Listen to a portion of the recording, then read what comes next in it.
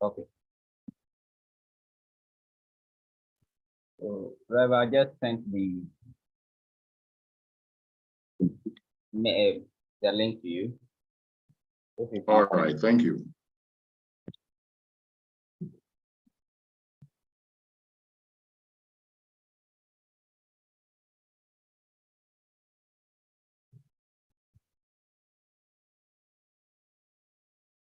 Okay. Okay. So today Rev, I just sent Yes, I've got it. a link to you. All right, thank you. To our advantage, put it in anyhow we would like to have it flow. And we are 5 currently. Please, if I may know, anybody here who has a LinkedIn account, please, do you all have a LinkedIn account that will pass that the creation stage, move on to the customization? Otherwise, I start everything afresh. Hello. Yeah, hi. Okay. So then let me just share my screen. Then we'll start from the creation, how to create a LinkedIn account, and then we'll also look at how to customize it as well. The other time I was teaching the branding using the designing tool, we had somebody who went and tried design on the designing tool. So today we want to create a LinkedIn account and then customize it, be able to use a LinkedIn account to send our CV, because the structure of the LinkedIn account allows you to download your profile and arrange as a CV and able to share with people. So I'm going to share my screen with you, and then we will be able to start the creation. So I'm going to create for the hostel here. I already have a LinkedIn account. I'll show you my page, and then we'll visit some other people's pages. Mr. Solomon, Dr. Welbeck. Since the last time, Mr. Aflu also shared his LinkedIn account with us. So if you permit us to just use his account also for the demonstration, I'll be very grateful. Mr. Aflu, will that be okay with you?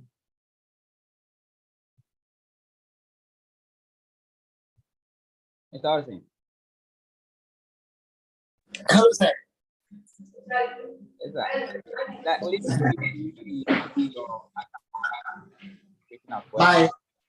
my LinkedIn account. Your LinkedIn. Yes. Yes, yes. Okay, it's original flu. Okay. So when we get to that page, we will use your account as well, and then another people's account. Okay. So I'm just sharing my screen.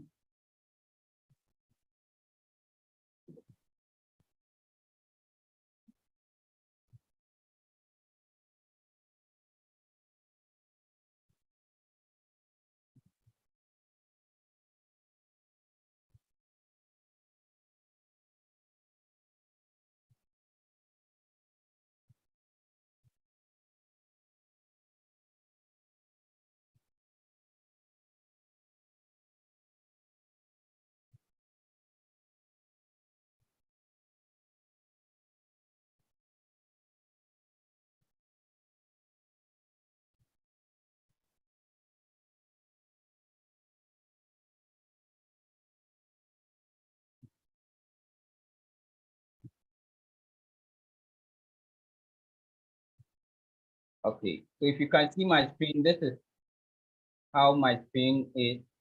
I'm using, this is from the account of the CRMS course, the course we are currently offering. This is our email account. So on the search bar, I'm going to search LinkedIn. And I have a lot of pop-ups here. So I'm going to use the login, sign in link, part of the drop down. And when you open the page, it automatically asks you to sign in, indicating whether you are already a LinkedIn user. But in our case, we are new. And because we are new, we're going to create. So when you scroll down, you should see new to LinkedIn question, then with a blue link saying join now. We are new, and so we are going to join now. I'm clicking on the join now to be redirected to the sign up page. On the sign up page, it is our advice that you always try creating your LinkedIn account using your Gmail or any of the email account provided. So here I'm going to use the first Gmail account to create the LinkedIn account. The reason being that anytime I forget my password, I usually ask for the reset to be set to the email, and then I can have access to it. So it's advisable to always join or create your LinkedIn account with your Gmail or any of the mail delivery accounts you have. So here our account is ermsport.uk@gmail.com. And that is what I'm going to use to create the LinkedIn account. So if you can see, I'm typing out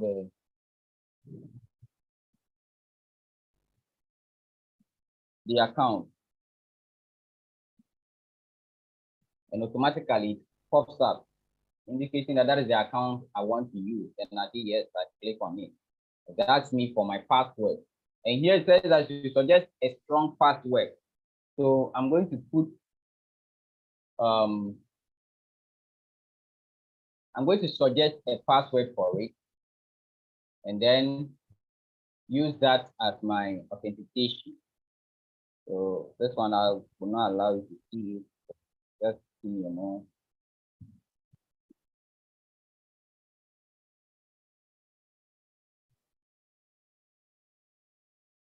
Okay. Let's 6 or more characters. What I just put in more than 6. So let's agree. After agreeing, it asks me for my first name. I am using this account just to create it, meaning I am an individual. After which, the other customization tools, I will show them to you. So the first name, ERMS, and I'm using the code as my last name, ERMS code. I continue.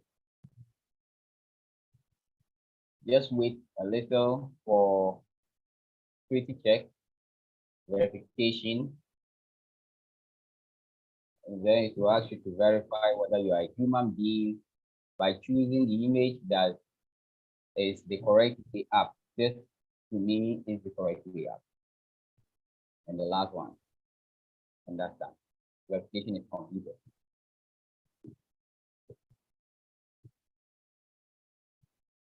Okay.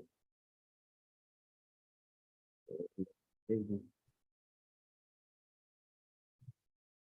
is just from Google, so that you don't. So let's pass this page. Now it says welcome TRMS, meaning we've been able to create the account. Everything from here going is the customization side of the LinkedIn account.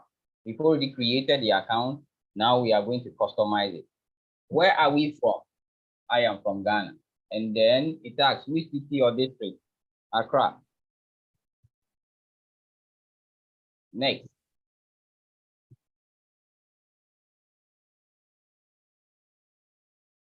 Most recent job. Let me put the certified specialist. So these are all, once you type the keyword, it will bring out the suggestions for you to go through and then pick up the profile that your qualification. Here we are certified specialist. Employment side, are we full-time or part-time? Full-time. What is the recent company? I am at ERM. So over here, we already have a company created. Our previous cohort, we created a company name for ERM Africa. So that is why you see the pop-up or the one of the suggestions there. So I'm clicking on our company and to continue. So they sent a code to the Gmail account. Just give me a moment to confirm. And then we can use it. Let's go back. So this is the pin they sent to us. I hope you can see my screen. Rev. Yeah. 1 minute. Let me see you. Otherwise, let me increase the. Yeah, I can see. I can see it, sir. Let me decrease it for that. Okay, so this is the confirmation code they sent to my email account. That is why I'm saying that use your Gmail account for every correspondence between you and the app to be made easy, so that you do not have to be asking somebody or going through that stress of seeking help when you can create your own helping page. So this is the code they are requesting for here, from here. So I'm going to copy this, selecting, and then copy, Control C, then I paste it, Control C, and I agree and confirm. It says, am I actively looking for a new job? So if you're an individual, this is what suits you. Are you looking for a job, or you just want to consider a right opportunity, or you're not even interested in any job opportunity? So what you choose here will determine what the kind of feed you'll be receiving on your news feed when you are fully in the LinkedIn page. If you are looking for a new job, once you click on this side and you next it, over there, when you enter your LinkedIn page, you will see that a lot of companies will start dropping their news feed on your profile. And if you say you are not considering any job opportunity, then LinkedIn automatically stops those adverts. So here, we are not looking for any job opportunity. So I'm going for a third one. We just creating a page for ourselves. But the interesting thing is that after the creation, you can alter the page to suit your preference. Because once upon a time, today you are not in need of any job, but tomorrow you might be in need. So you can always alter this. So I'm choosing the last one, which is no, I'm not interested in any job. Next, it says I should add my email account. So periodically, if I want to sign in, it will be easy to manage any time from this account. I continue.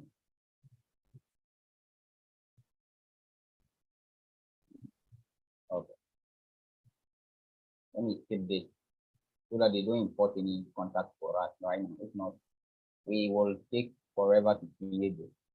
So now this is the interesting part of the customization. And then Tableau, the other time, who gave us access to his page, he has got a profile picture at the same time profile banner.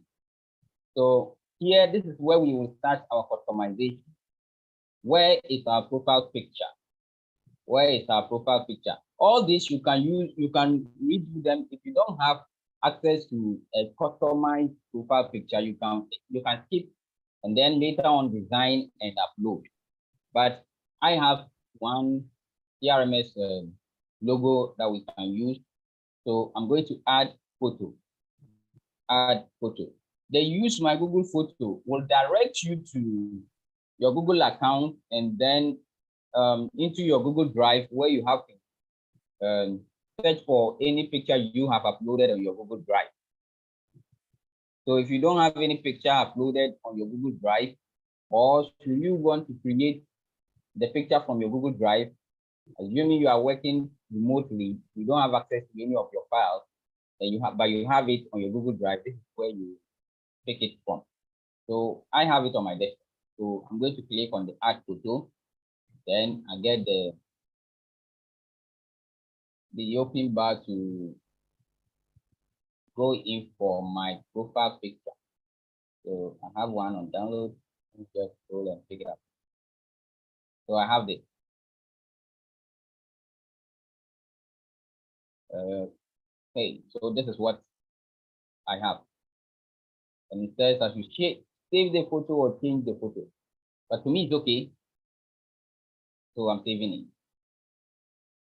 If it's not okay for you or that picture you don't like it, then you can change and I'm continuing. So this is for me to be able to connect using my phone, but I don't need it. So let me just put it. But if you have a phone and you want to scan it, that is what you will do. You can scan it and have the app downloaded onto your phone. Okay, so we are done. These are all suggestions for you. ERMS, the course. These are the suggestions of other companies that they want us to follow and then have their new feed in our profile. So I'm going to follow some just for the training sake, like the emotional intelligence, which we are doing currently. Excel training is also good. Let me just save some of these for. Rev, do you want us to follow some people here?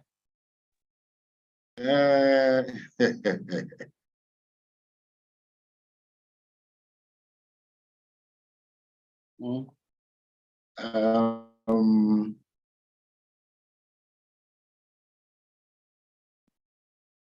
Who and who should we follow?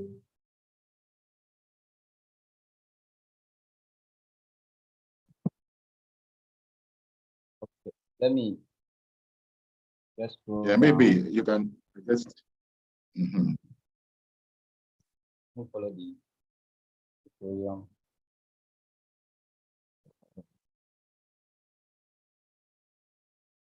Okay, I think this is okay for we can follow a lot of people after the whole process.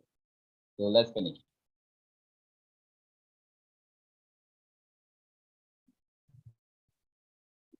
Let's give it a time. So the first suggestions come for us. Okay, so we are done with the creation. Now we have an opened and free profile. So we have finished creating the account. We have finished creating the account. So now what I want us to go through is the customization. If you have your personal account currently, and you want to create, assuming you have an organization, you want to create the organization as a page on your personal account so that you can easily switch between your page, your personal profile and the organizational page. This is what we are about to do. When the pane opens to your right hand side, you will see work after the profile. So this is my profile. After this profile, I have work with the 9 dots. This is where you'll be able to create like what Facebook offers. Facebook allows you to create a page on your profile so that you can easily switch between them, your personal profile and the Facebook page. So I'm going to create a page using this our personal profile. So I go to work to my right hand side of my desktop or my screen. I go to work. I click on work. Then there's a drop down. When you come down to the last item, it says create a company page. Create a company page. This is what we want, to create a company page. So I'm going to click on the company page and let's see what will happen. It says, it gives us the option. Is our company that small? Is it going to come with other sub pages? You know, it's just like having ERM Africa, and then we have the accounts department, we have the HR department, and the other parts that make up the whole company, ERM Africa. And is it an educational institution? So assuming we are doing for an educational institution, we will forgo this two and use this. So I don't know what you are creating for or what you will be creating for. But when you get to this page, then you have to make that decision. For us, we want to create it as a small, medium, or large business. Or if this is not okay.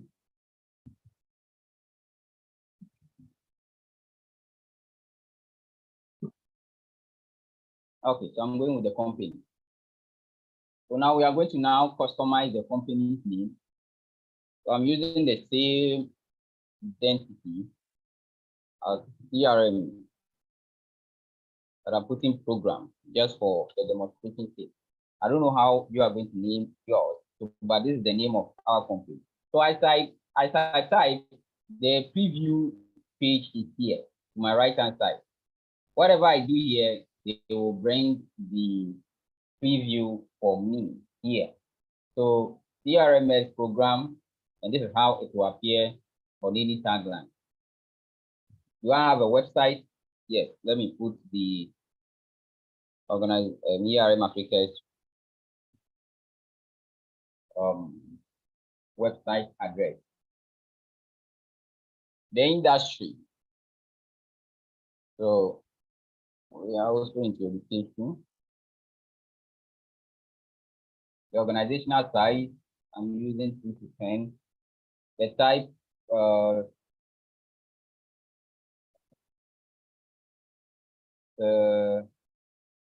privately held.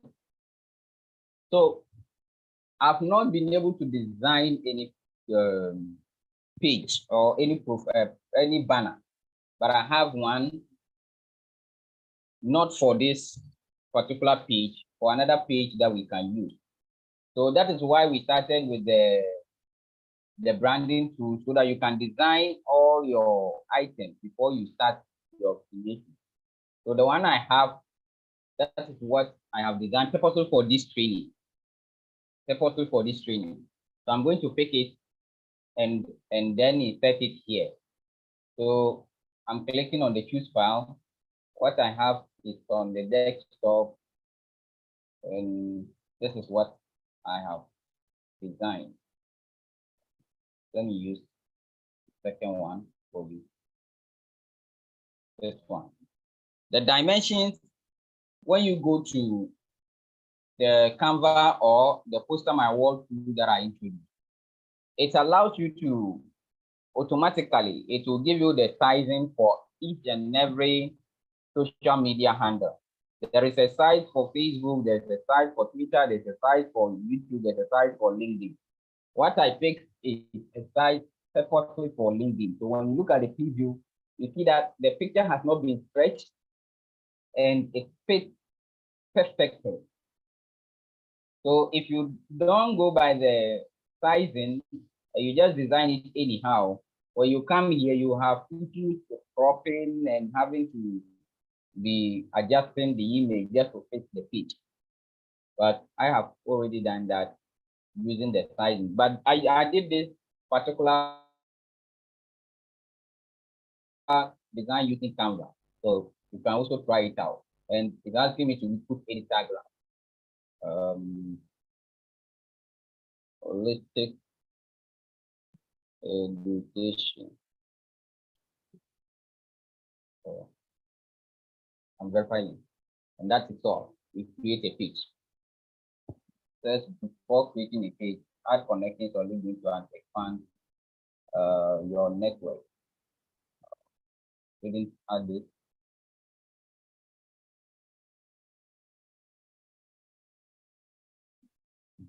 Let me a minute. Let me just.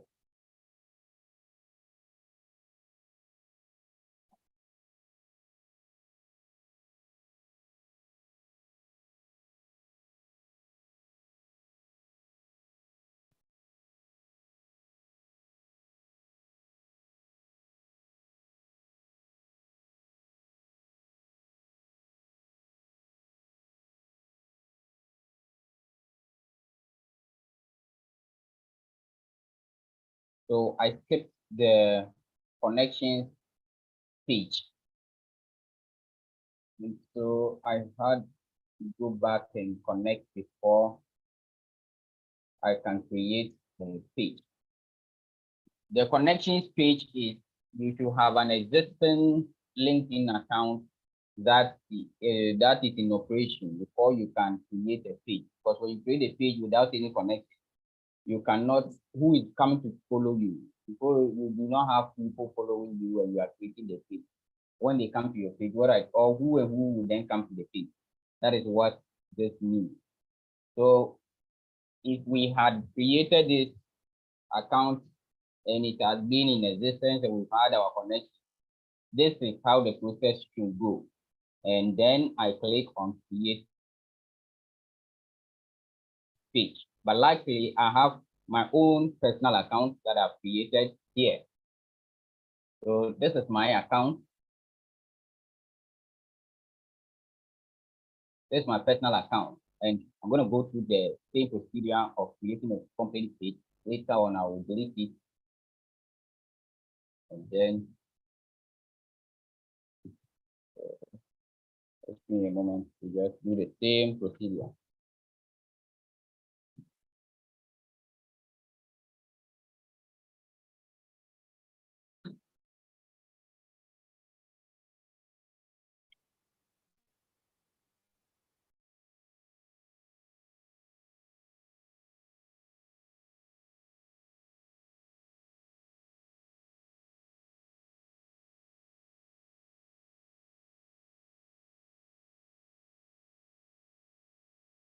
And then, okay.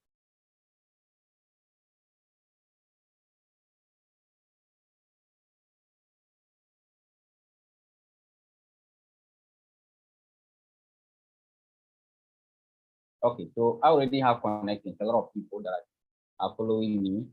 So this is after clicking on the create a page, this is how my page is going to appear. TRMS program, I have 0 followers because I have not shared the page with anybody to follow. And so this is how my page is going to look like. So why will you have a page? You are having a page from separate from your personal account to be able to advertise what you are in. For instance, you are an individual in an institution, but you have your own, like Mr. Solomon, who has an NGO for childhood cancer. And the last time after the program, we were going through his page.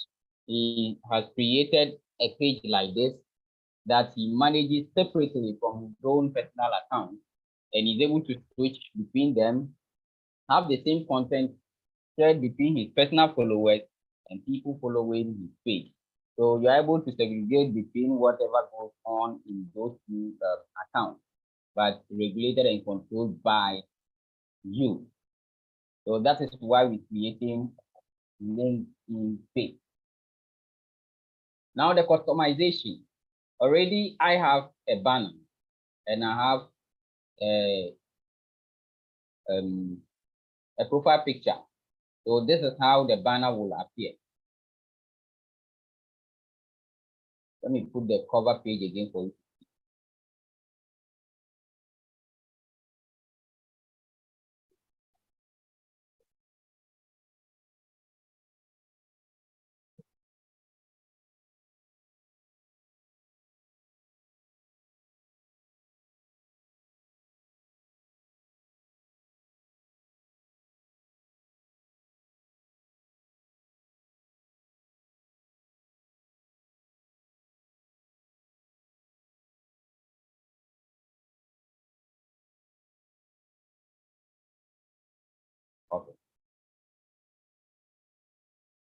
So I'm just sharing this page for you to have it.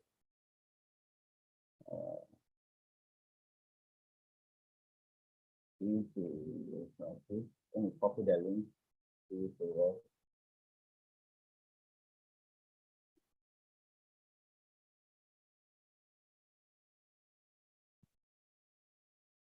So this is what we have been able to do. Rev, I've just sent the page to you.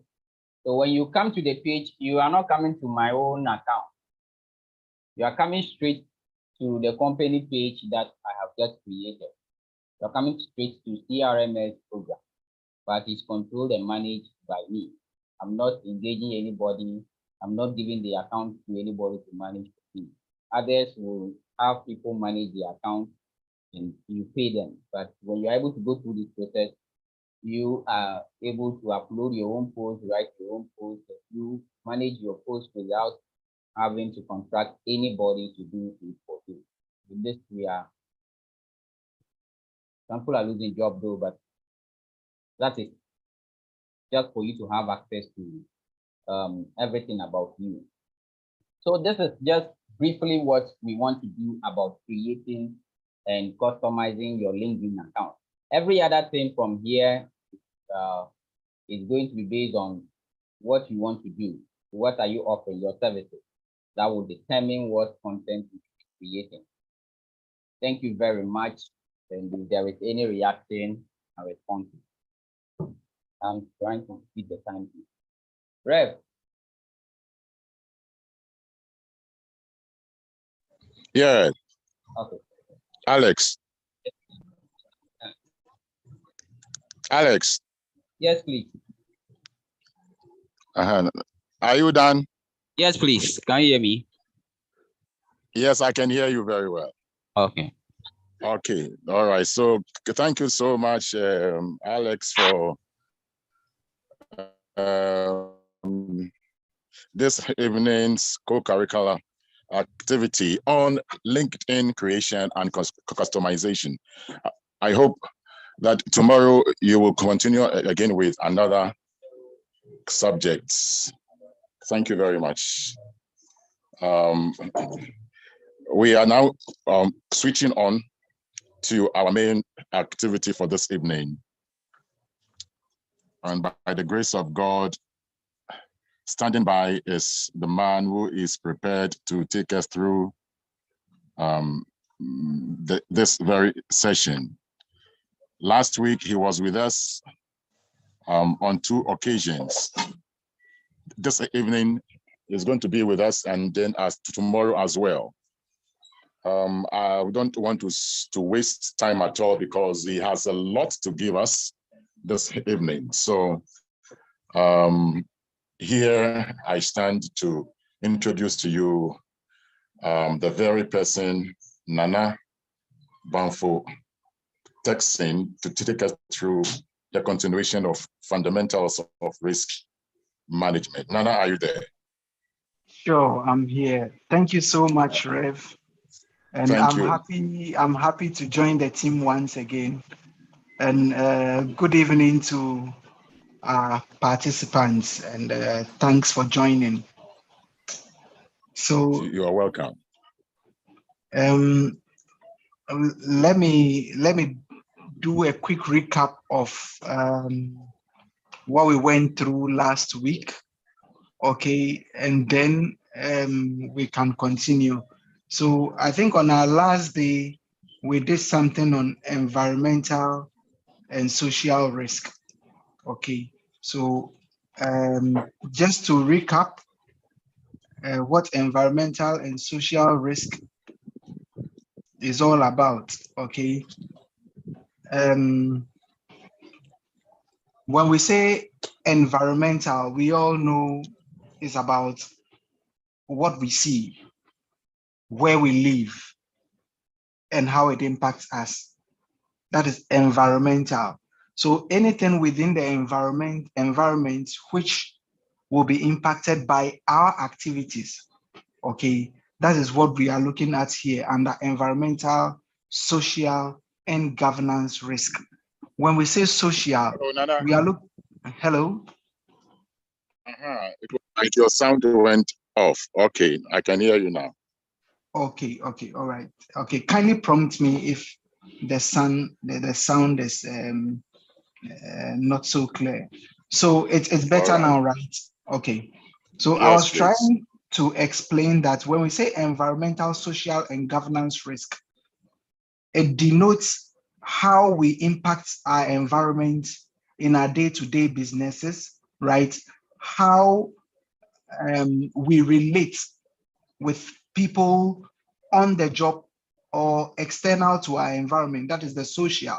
When we say governance, we are looking at the architecture when it comes to executing environmental and social risk. So in all, when we say environmental and social risk, what we mean is that how we go about our daily businesses without impacting the environment negatively, and how we relate with people in our environment and on the job so that stakeholders will be happy with what we are doing.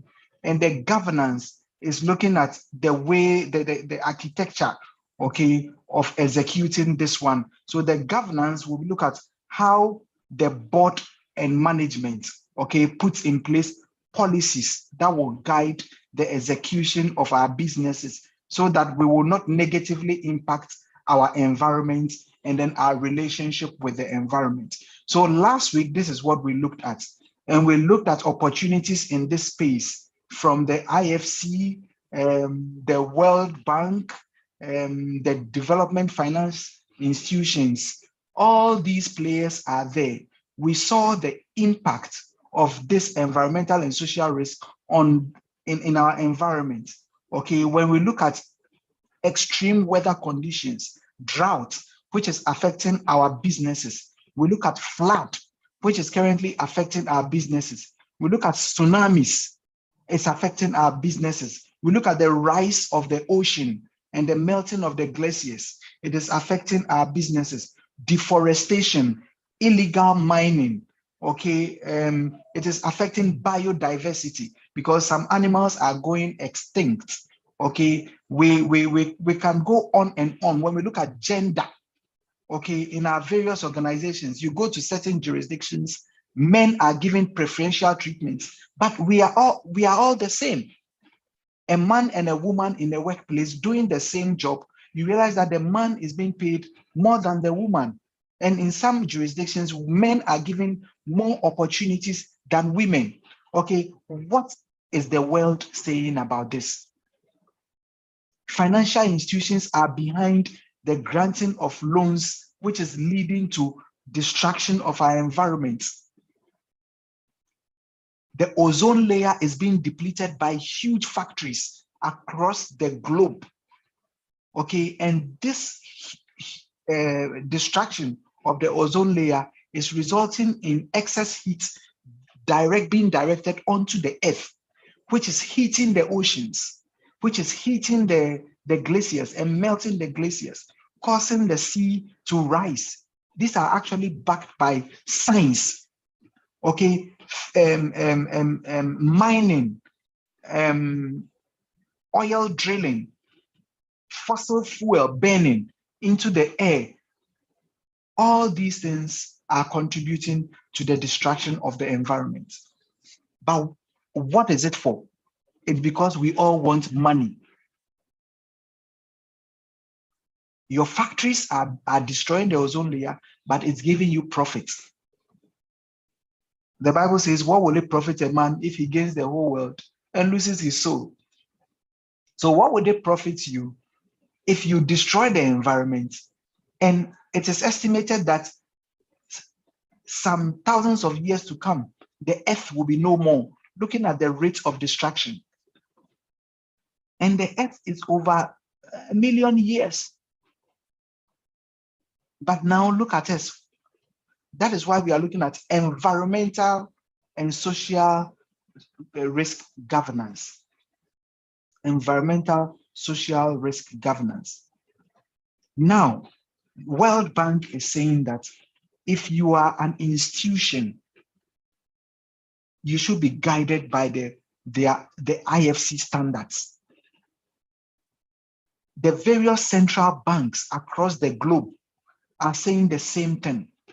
If you are a country and you are not complying with the standards, your credit rating, you'll be downgraded. And once you are downgraded, you can't obtain loans on the international market. Or even if you obtain loans, these loans will be priced at a higher rate.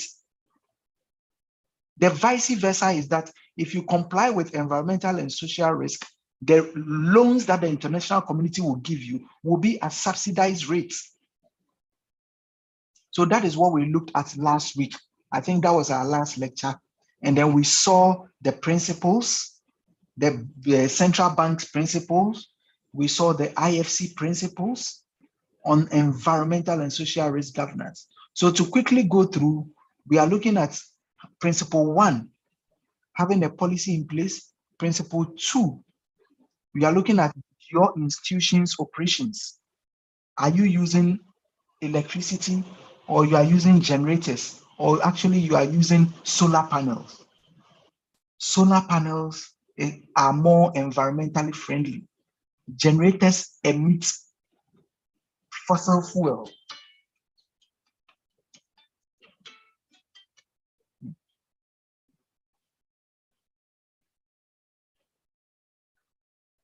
Generators emit fossil fuel, which destroys the ozone layer.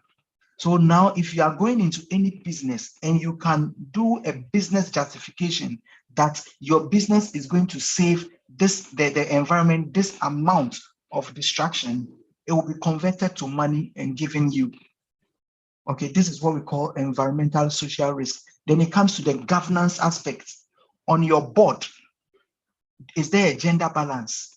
In your institution, is there a gender balance? If it is not, the World Bank will not grant you those facilities. IFC will not give it to you. Development Bank of Ghana will not give it to you.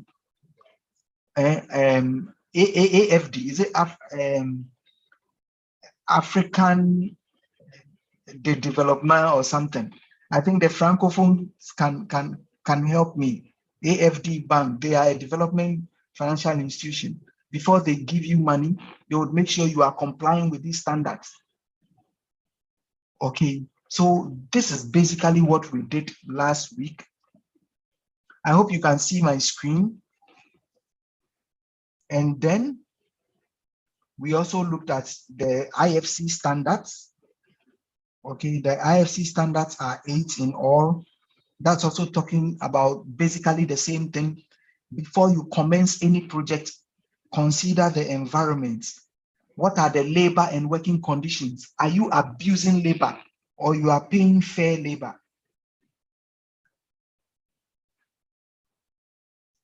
Are you using child labor on your cocoa farms?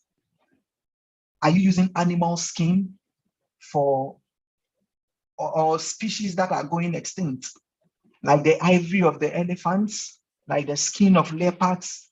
Those things are not allowed when it comes to ESG. Okay, your community, if you are going to mine in a community, are you doing it healthy so that it will not affect the community negatively? What about the land acquisition?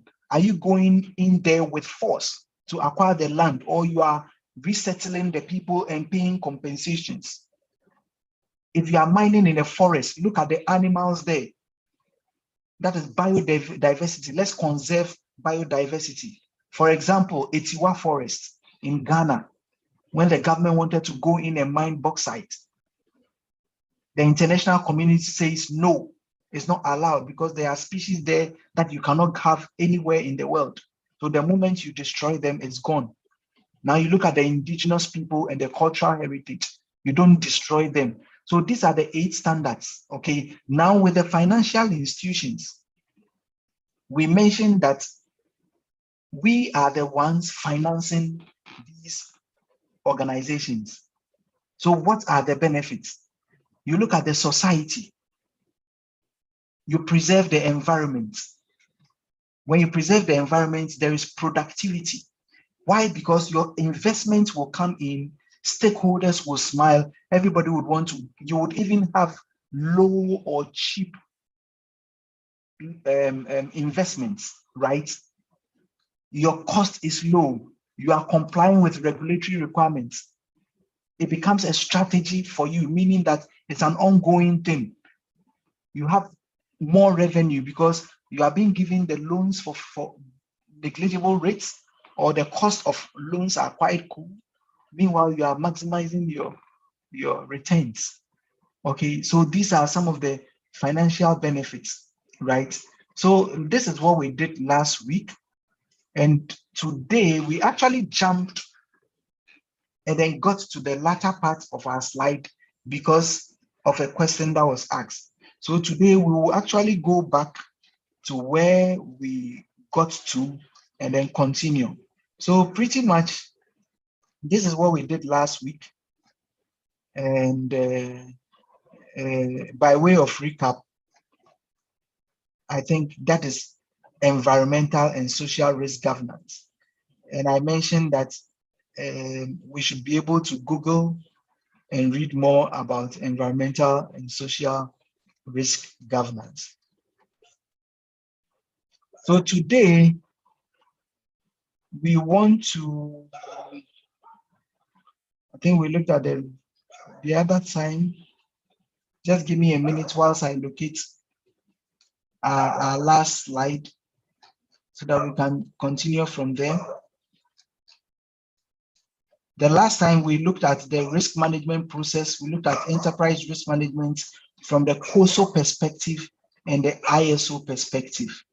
Okay, so today we want to look at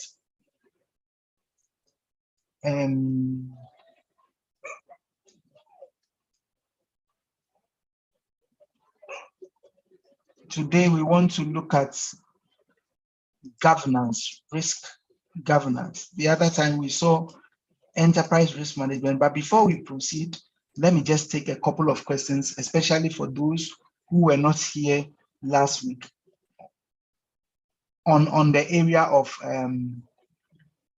environmental and social risk governance. Okay. We can take a couple of questions, then we can start risk governance and structure.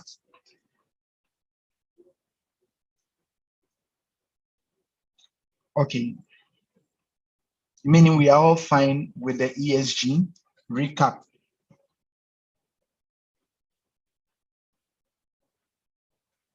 All right, that is fine. So let's look at risk governance structure.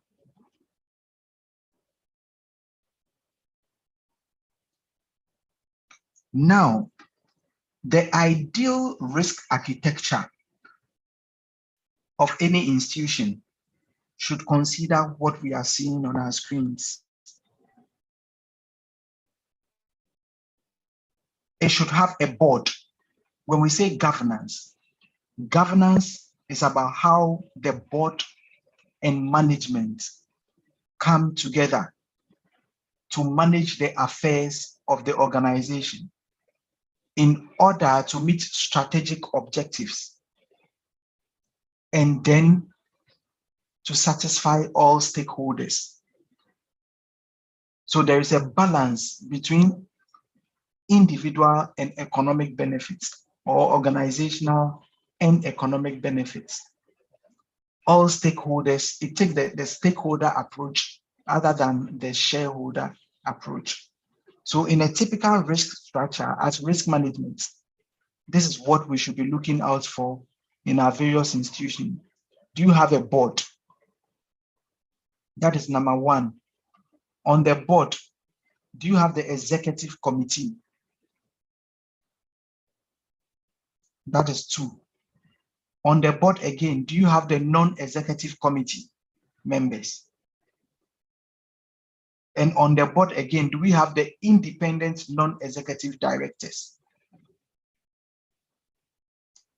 A recap again, you need to have a board who takes the overall responsibility of the risk management framework.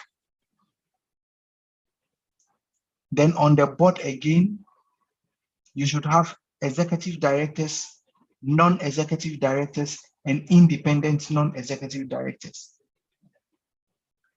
Executive directors are the ones in charge. They are senior members of the organization.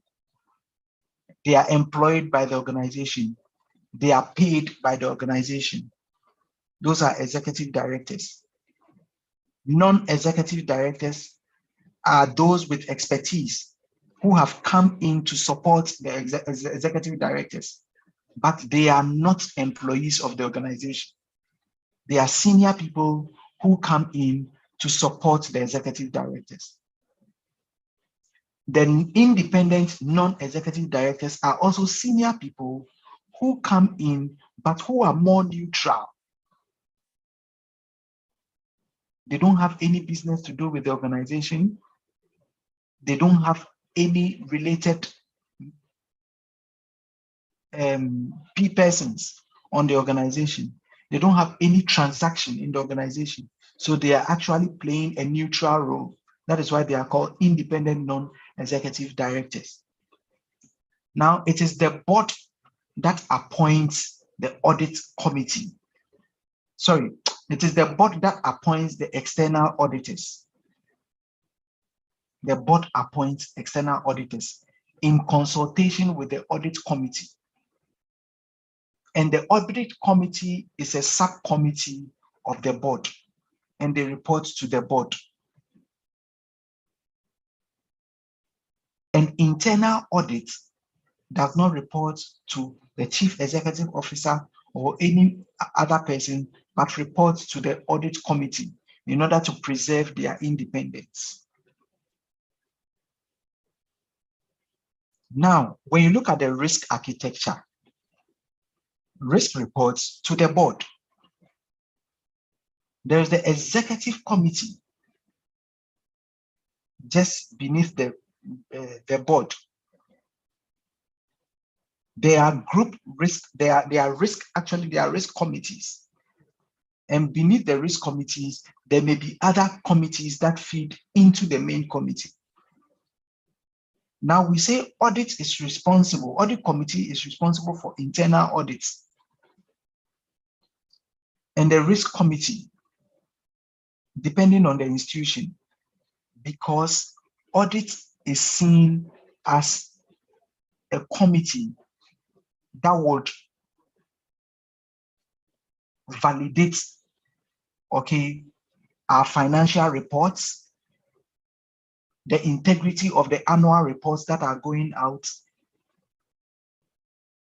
and they give assurance to all stakeholders that the financial reports reflect the true and fair state of the organization. So all disclosures go through the audit committee, and it flows again from the disclosure committee to the audit committee. But in totality, the audit committee has oversight over the activities of the disclosure committee. Disclosure committee is looking at anything that will be disclosed to the public. And whatever is disclosed to the public should not be misleading. We have the Sarbanes-Oxley Act of the US, which says that if you publish anything that is misleading to any prospective investor, you can be jailed. The case of Enron. So this is the risk architecture of an organization. If we were doing corporate governance, we would have gone further to look at the roles of the directors, non-executive directors, independent non-executive directors, the audit committee, and then the other subcommittees of the board, the role of the the chair, and then the role of the other risk committees.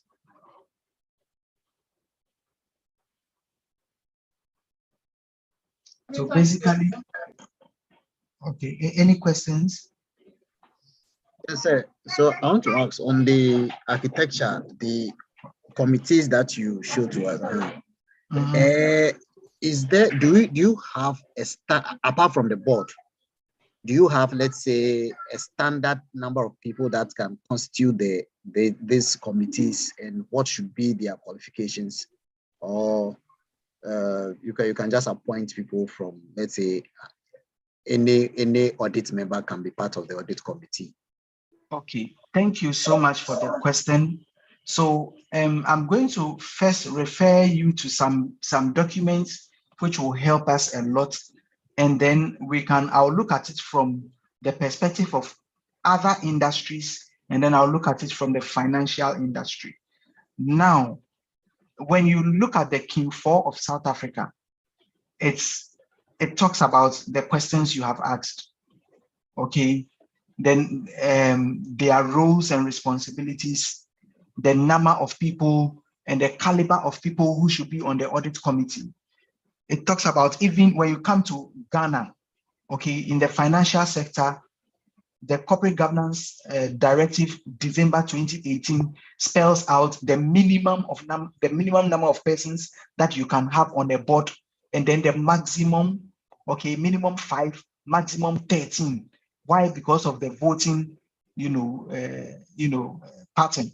It must be an odd number, and it talks about the skills that they should have. It talks about the number of years that they should be in their position in order to avoid familiarity. It talks about how to select auditors. It talks about the number of years auditors should be to be with a particular institution. It talks about a cooling off period of 6 years, that you cannot go beyond 6 years. Okay, it talks about the caliber of people who should be on the audit committee, and the caliber of people who should be board members of institutions. We are looking at people with background in finance, economics, legal, accounting, and all of that. Okay, so that is why I said, if we were treating corporate governance, we would have gone into details for you to understand the architecture very well, and that alone can take us a whole course. Okay, in fact, there's a program which takes about 6 months. It says 6-month duration. Okay, just on the question you have asked. So to summarize it, audit committee, they must have a finance background. They must be knowledgeable in accounting. Why? Because they are reviewing your financial statements before it is published. They are reviewing your disclosure reports. They are reviewing anything that must be published in an annual report. And they will sign off that they have actually reviewed, such that if there is any misleading information in it, they can lose their professional certificates, they can be jailed. And as we speak now, when you look at the case of Ghana, even some officials have been taken to the Yoko, to the police, others are in court. Why? Because they played some form of role in the collapse of some financial institutions. Okay, but when you look at the Sarbanes-Oxley, it goes beyond financial institutions. When you look at the King 4, okay, that one too goes beyond. So there is a whole lot, but then I'll refer you to, I can share this document with you, okay, or you can Google and easily get it. One is the King 4 of South Africa. 2 is the Corporate Governance Code, December 2018. Okay, Bank of Ghana. The third one is the Sarbanes-Oxley Act from the US. The fourth one is the UK Corporate Governance Code. So these are materials you can read to appreciate the architecture. And then above all, the ISO 31000. That's the risk management. That if you want to be a guru in risk management, you need to get the ISO 31000 and read it like a Bible. Sorry if I'm scaring you, but it's not scary. It's very simple. Okay, the moment you put corporate governance and risk management together, you get an end-to-end perspective. Okay, maybe we would appeal to the ERM, we appeal to enter ERMI to roll out a program in corporate governance so that you can come again. Then we do purely corporate governance. Then we look at an end-to-end architecture of both the board, their roles, qualifications, and the risk implications on their management of the board. So basically, now this is a whole program. Okay, it's a whole program. I don't know if you are answered, but forgive me if you are not answered. Then kindly be specific, and then I'll deal with the particular question you asked. Jose, I think it's clear. It's very clear. So okay, that's fine. Thank you. That's fine. You are welcome. So this we have spoken about. So when you look at this, okay, when you look at the board of directors, we want to look at the 3 lines of defense. Okay, when we want to appreciate the risk management, okay, the lines of defense in the risk architecture, we have what we call the first line, the second line, and then the third line. I don't know if I mentioned this before. I'm hoping, I don't know if it's this class, but let me go over anyway. So when we say the first line of defense in our organization, they are the ones who interface with customers. They obtain data directly from third parties. Now, the data that will be used by the organization must be vetted and analyzed by the second line of defense. Okay, so the second line of defense is where risk management is. The first line of defense is where operational management is. So the third line of defense is audits. So for every risk management structure, you need to identify your operational management, those actually on the ground doing the work. That's number 1. Number 2, those who will be a check on the operational management. And then those who will be a check on the risk management team. That's the audit, third line of defense. That is why we say that the third line of defense, they are an independent body reporting to the board and not management, in order to provide independent assurance to the board on the effectiveness and efficiency of management. Can we move to the next slide, or any questions here?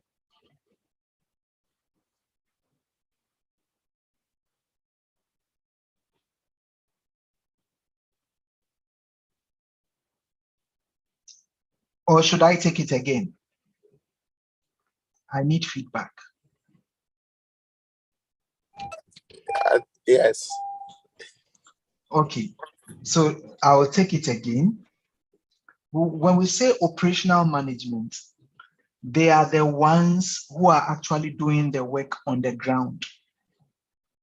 Now, remember, we said that shareholders are the ones who contribute funds. Okay, shareholders bring equity.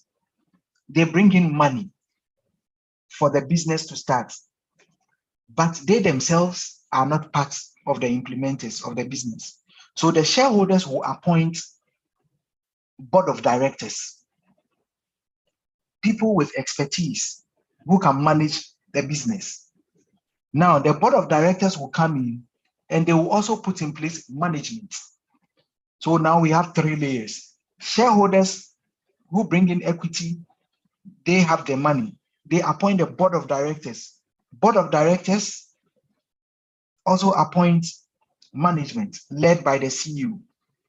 Now, when the CEO is working, we are saying that there must be somebody who would give assurance, okay, to the board that whatever management is doing is in line with the strategy of the institution or the objective of the shareholders. Shareholders who brought in the funds, they are looking at how to make good returns for their investments. So they put in place a board. The board puts in place management. Now the corporate governance conflict here is that there is a separation, there's a conflict between ownership and control. Ownership is by holders and control is in the hands of management. How can you bring in money and the person controlling your business is another person? But at the end of the day, that person is accountable to you. Now, so shareholders want accountability. So they put in place the board and tells the board, get audits to confirm if what management is doing is in line with our objectives, that's shareholders. That is why the audits will not report to management, but they will report to the board of directors, giving assurance and confirmation to the board of directors that whatever the first line and the second line are doing is in line with the objectives of the shareholders. So here, the first line are those actually on the ground who are working. The second line are those risk management and compliance people who are overseeing the operations of the first line. And audits are the independent guys giving assurance to the board.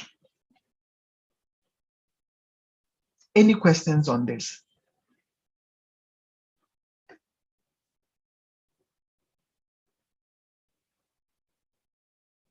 Is it interesting or confusing? Mr. Orison. Sir, it's not confusing at all. I think this is something we see every day in our various organizations. So Excellent. for me, it's very clear. Excellent. Excellent. So as risk managers, what we need to do is that we should try and avoid these lines, okay, conflicting. First line should not be reporting into a second line. Second line should not be reporting into a third line, and the vice versa. That is where we come in, because the moment the reporting lines change, then there is a problem.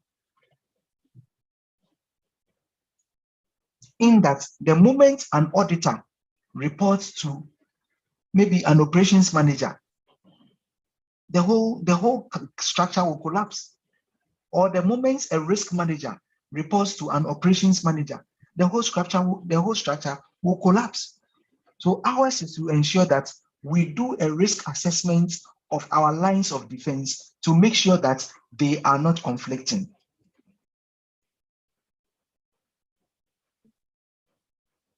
Now this we have just gone through, okay. The risk management architecture is looking at the entire process and the reporting lines. The strategy starts with the philosophy and all that, vision, the mission, how you get to the end. I think we'll get there. And then the risk management protocols will look at the various tools. Okay, remember we looked at the risk management process, right? Now in that process, we are now looking at an architecture, the strategy to achieve the architecture, and the tools to use within the strategy.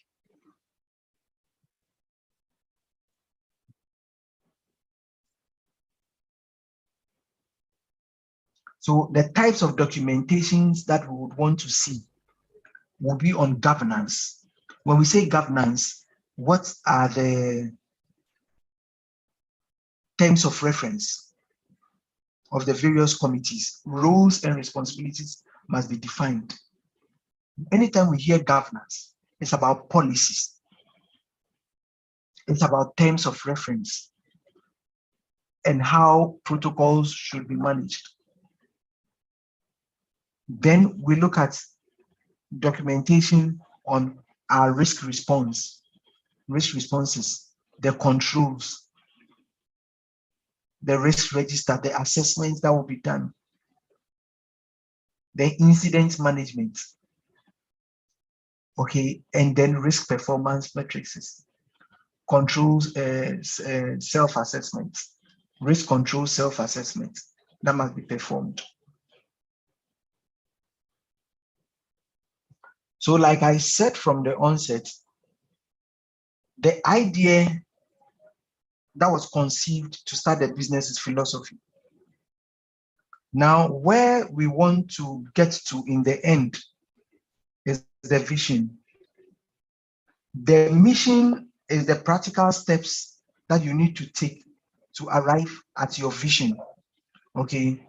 Now, the core values is what we call the risk culture that defines how you should go about your duties in order to achieve your vision and your mission, because you need discipline. And this is determined by the board, the tone at the top. That is why you have an organization saying we are responsive, we are trustworthy, we are this and we are that, but they must be measurable. If you are trustworthy, do you respond to your customer emails? What is the turnaround time in executing task that is assigned you? And then the risk appetite. Okay, the risk appetite basically defines the amount of risk that you are willing to take in pursuit of your objectives so that you don't go beyond it. And more importantly, it is the duty of the risk manager to risk assess this. You are in an organization as the head of risk, and you realize that missions are not feeding into the vision. Core values are not directing people to the main objective. Your appetite is such that it can cause your organization to sink. But all these things must be defined for every category of your business line. So if you are into health, you need to define all your business objectives in health. It could be your staff, it could be your processes, it could be the criteria for selecting your doctors, it could be like a whole lot. Appetite must be defined. Again, in health, you would want your nurses to be responsive. Whenever an ambulance comes, within 30 seconds, there must be a stretcher. If there's no stretcher, after 30 seconds, somebody's job will go. That you are couching the risk culture of the organization using the core values.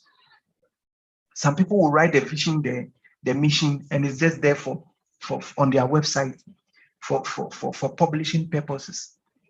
But if you want your organization to thrive, then the risk managers must make sure that these things are risk assessed periodically, because appetite will change.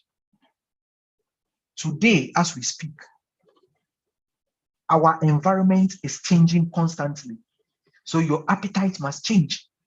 If your appetite for certain things was at the maybe on a 5-point rating, it's 4. You look at the political, economic, social, technological environment, it has to change. So appetites must be changed periodically by assessing the environment. But if you're a risk manager and the environment is changing and you don't change your appetite, you don't advise the board to amend their appetite, then your organization will sink. If your organization used to buy lunch for everybody on Fridays, and they used to go out for strategy meetings at big hotels, they used to sponsor training abroad. Look at the economy now. Do you have appetite for that? Look at your expenditure and look at your revenue. Appetite must be amended on cost lines. Then you move to the next step. Appetite must be amended on A, on B, on C, on all your business lines. Then you present a paper. That makes you a risk manager. But if your risk appetite, mission, vision, philosophy is there, year on year, it is there. Strategy meeting, appetite the same. You go to big hotels, eat, take allowances and come. Then as a risk manager, there is a big question mark. So I've explained vision, mission, objectives. Unless there are questions, I would move to the next slide, where I would want to highlight the difference between the two. So whilst mission is looking at how you would execute it, vision is looking at where you want to be, how you want to get there, and vision is saying, where do you want to get to? Mission is looking at what to do. Vision is looking at where do we aim to be. Then you look at time. Mission is looking at the present leading to the future. Vision is looking at the future. When you look at in terms of function, mission is looking at goals, internal goals, measurable in the immediate term. When you look at vision, is looking at years ahead. And when you look at your mission, you can change it frequently. But your vision is not something that you can change overnight. Vision 2040, 40 year, 50 year. But your mission, you must constantly change it because you are looking at how to achieve. So as a risk manager, you can just pick your mission. Had it not been time, I would have asked you to present the missions of your organization and vision. And let us see if indeed your mission was tying into your vision. Then we do a typical risk assessment on your vision, mission, and objectives. Now let's look at the strategy. I think I have taken us through this, okay?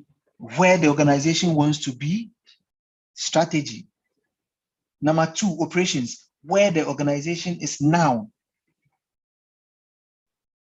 Number 3, tactics, how the organization will get there. Then you define your effective processes. 4, what happens along the way, the events, your mission.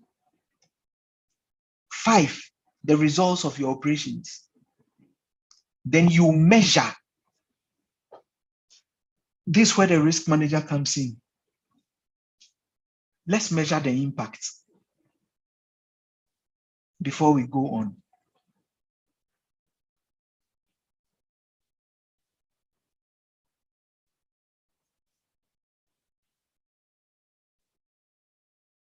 So I explained the other time, risk capacity, risk appetite, and risk tolerance. But this is a diagram to let us appreciate it better. Your capacity, a risk manager should be able to identify the capacity, the risk capacity of your organization. That is the maximum stretch that your organization can do. You shouldn't go beyond it. Okay, don't go beyond your appetite, your capacity. Okay, the fact that your vehicle is 200 kilometers per hour doesn't mean when the moment you sit on it, you should gas up to 200 kilometers per hour. It's suicidal. You must have an appetite. Now, when you define the appetite for your organization, for each business line, please, each business line must have an appetite. Then you define the amount of deviation that is acceptable, beyond which you will not go. That is the tolerance.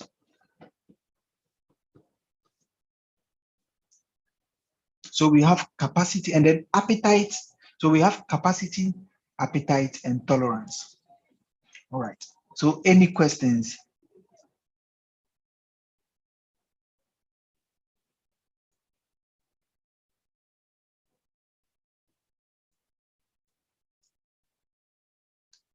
Mr. Philip, are you fine? Okay.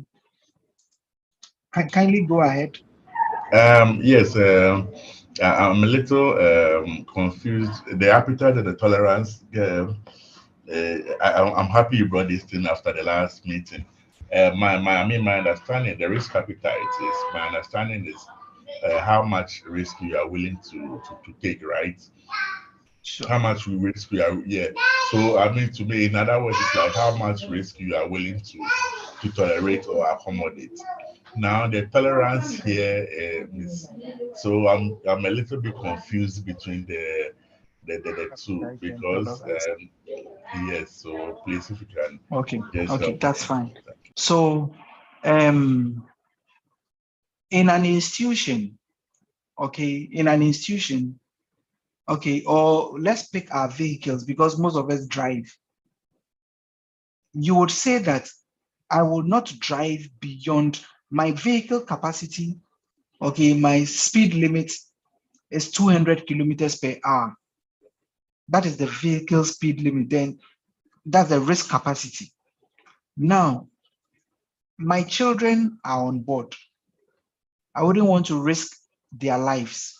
So in driving, I will never go beyond 100. So I have set an appetite that 100 is the maximum amount that I would ever go. That's my appetite. Now, there is a level of, doesn't mean that it will always be 100. What if someday your kids are not well and you need to drive fast and get to the hospital to save their lives? So there is a level of deviation from the appetite that you would want to accept. So that acceptable level of deviation, whilst trying to achieve your objective beyond your capital, is what we call the risk tolerance.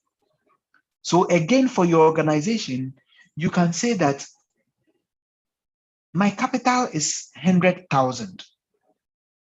I can only risk 70,000 of my capital at any point in time. However, I'm ready to do extra 5,000 if I'm ready to risk extra 5,000 beyond the 70,000 if I can get an insurance cover from my customers for that extra 5,000 I'm risking. Meaning that your appetite is 70,000. That means the amount of risk you want to take on the capital, which is 100,000, you're actually taking 70,000. Now the level of deviation that you would accept beyond the 70,000 is 5,000. Even that, you take insurance on the 5,000. So that becomes the tolerance. But for your organization, the entire risk that you can face is to lose 100,000, which may be your capacity. Please, are you fine? Yes, sir. Yes, sir. It's quite clear now. Good. So as risk managers, again, we need to identify our various business lines and set risk appetite for them based on the industry. So I am in the financial sector. Capital is an indicator. Liquidity is an indicator. Okay, if you don't meet the central bank's capital adequacy ratio, you can lose your license or you can be fined. Again, you go to the health sector. I'm sure the health sector can set an appetite on life. Under no circumstance should you sack or should you reject a patient, okay, because they do not have money to pay for beds? And there are instances that patients have died because people are not willing, because the patients don't have money to pay for beds. So you can say you have zero tolerance or zero appetite. So hospitals will have their various appetite and tolerance. When it comes to medicine, when the least mistake, somebody is dead. So if you are not a qualified doctor, you cannot run a hospital. They have zero tolerance for admitting qualified, or when it comes to personnel, they don't compromise on their certificates. It's not like a driver that you can put learner on your car and be driving. So there's some level of tolerance when it comes to driving, because a learner can be admitted on the road. But when it comes to life, there's a zero tolerance for hospitals. Then you can go to the mining sector, health and safety, they can set limits. You go to aviation, okay, the moment you commit an error in aviation, give wrong information. Now the weather is good, you can land, and the plane gets there and the weather is bad. 200 lives gone. So that is appetite in the various industries, and the risk managers must define them. So I've given examples of appetite under health and safety, system infrastructure, financial. I've given the appetite and I've given the tolerance that you can have in all those sectors. I've defined what a high risk appetite means, what a moderate appetite means, what a low risk appetite means. So from my explanation, once you read the description, you should be able to understand it. Unless there are questions, I would want to move to the next item. So we've run through appetite, tolerance, and capacity. And we've seen practical examples.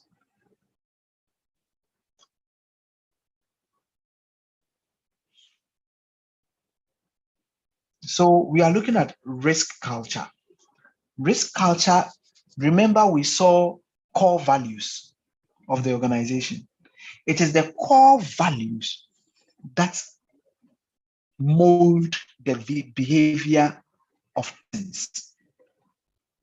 And these core values are defined by the risk culture. They are based on the risk culture. And this risk culture is defined by the board.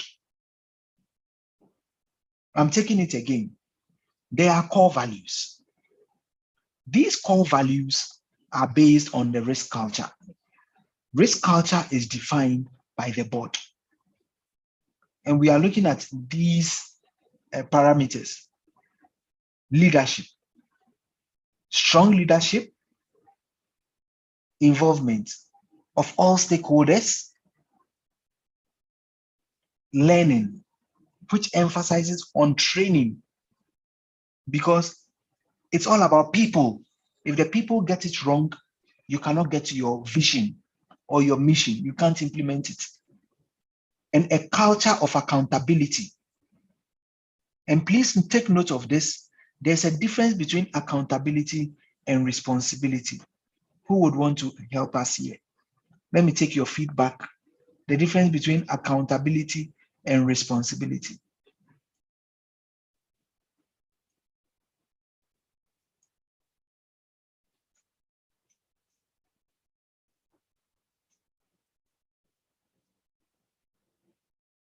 Nobody wants to try.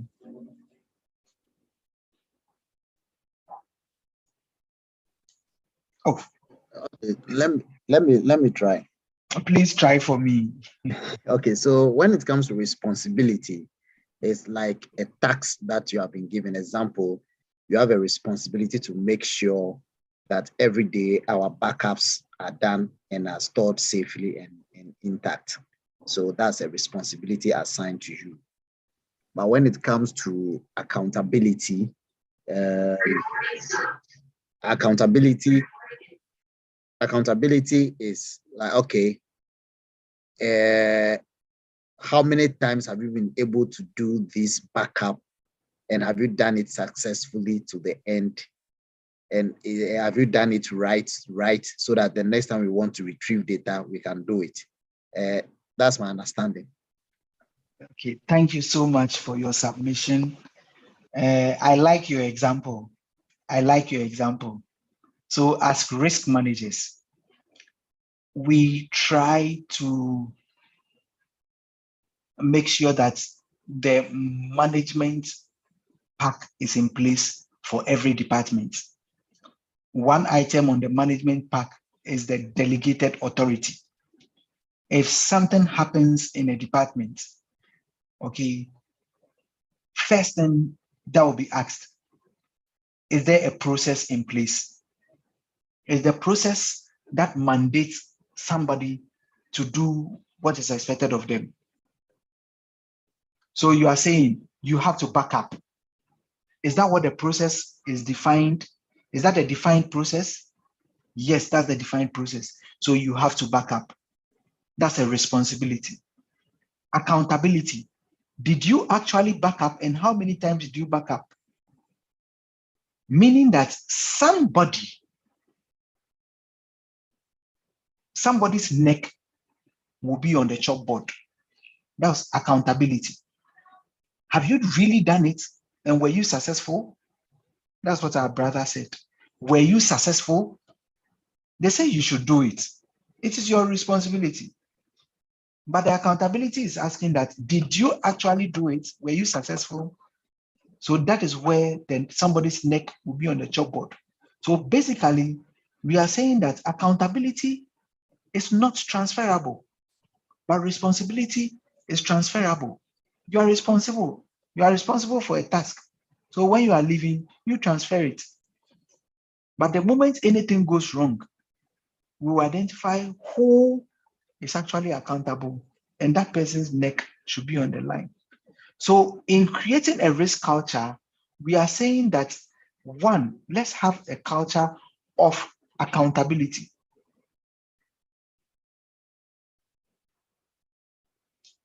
Everybody should own their space, so that at the end of the day, we know that you are not going to play the blame game. I asked him to do it, and he also asked him to do it. I wasn't there, and he was there. I was on leave. The risk manager is asking, do you have a delegated authority? Somebody must be accountable. In a culture of accountability, the blame culture is not there. And then finally, communication and openness. So this I explained earlier in our earlier slide, that there is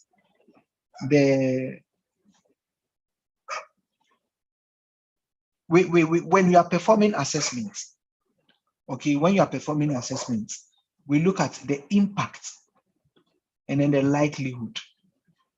The impact and the likelihood. Okay, when you put the two together, that will tell you the exposure, okay, the hazard risk you are facing.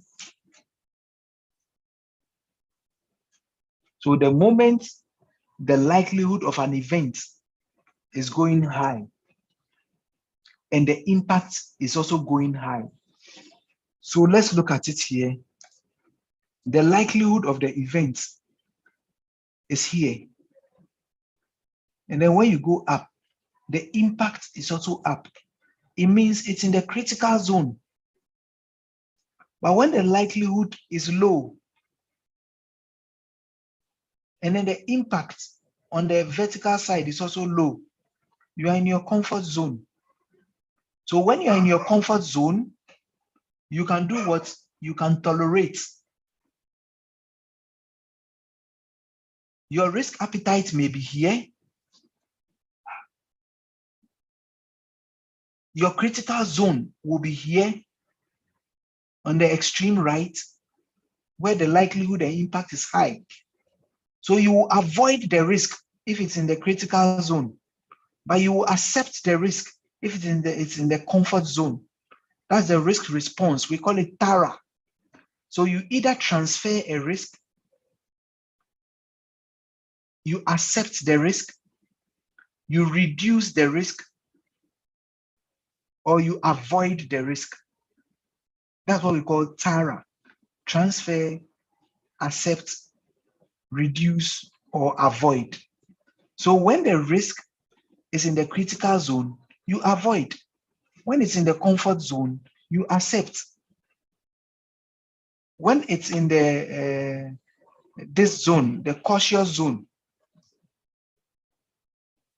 then you look at another way. Should I transfer or should I reduce and keep it?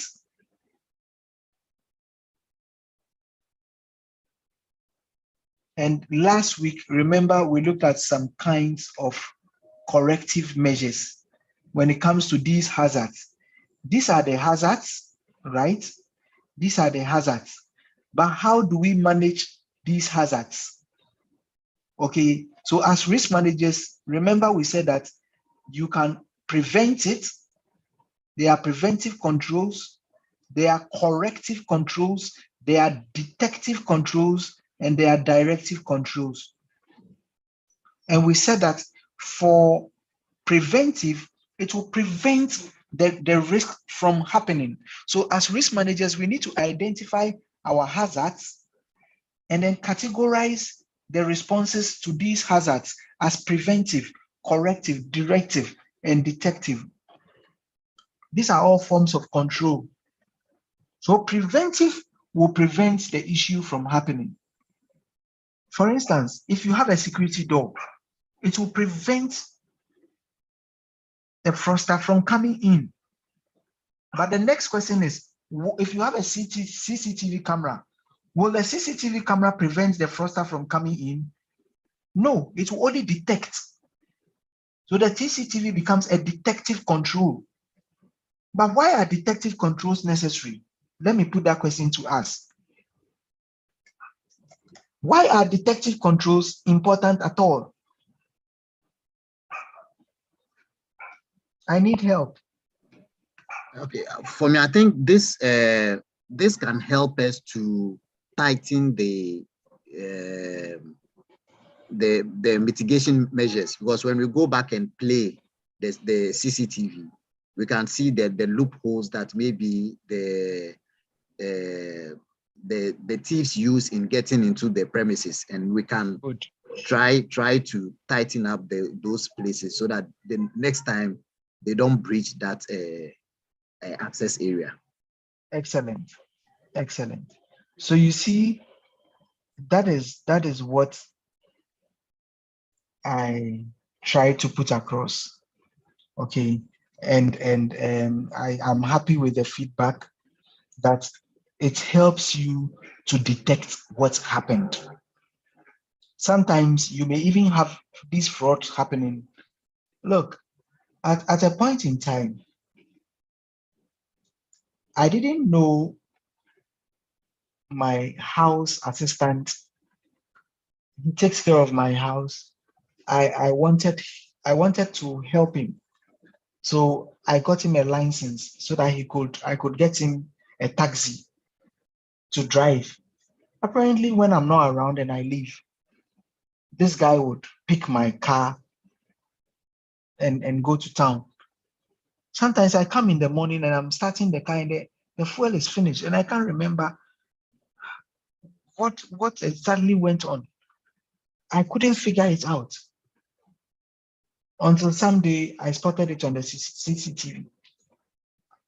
I was in town, I checked my phone to see what was going on in my house, and I realized that the car wasn't in the garage. So CCTVs can help you to sometimes you may not detect the fraud even. Another example where a lady friend of mine installed CCTV, and she realized that her house help was actually abusing her child. Okay, so these are detective controls. And in our organizations, we need these 4 types of controls. Preventive, to prevent it from happening. Now, detective, because sometimes it may happen, but you need detective to help you. Okay, corrective. It will help to limit the impact, like business continuity. So we'll come to that. We'll treat business continuity. Directive, like training. Okay, you train people to reduce errors. Okay, sometimes people feel training is a waste of time and resources. And any questions on the types of controls?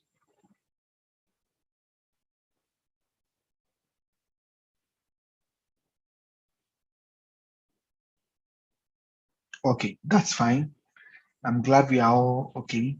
So when it comes to the threat to reputation from these issues that we have raised, okay, we can look at failure to have adequate resources.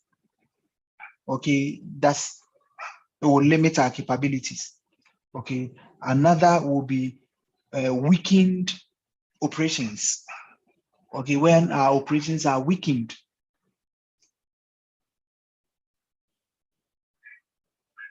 that falls under activities.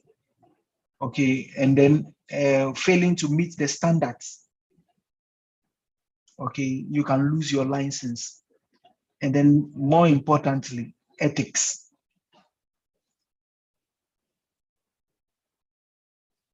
So these are the risk management responsibilities. So as risk managers, what's our responsibility? Okay, I would want to make it more practical. I want to make it more practical.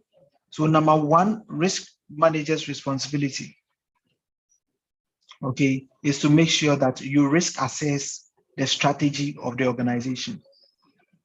At a certain level, you have to risk assess your strategy. Look at your strategy. Look at your mission. Is it feeding into the vision? Look at your objectives. Are they smart? Look at your risk appetite. Is it reviewed? Okay, these are things that we should be looking at. Again, as a risk manager, you need to be identifying risk. Put in place structures that will help you to identify your risk. One of it is the tools we just spoke about, the type of controls.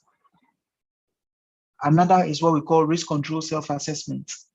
Another is the key risk indicators. These are all risk management tools that you need to have. Policies. It's the duty of the risk manager to ensure that there are defined processes.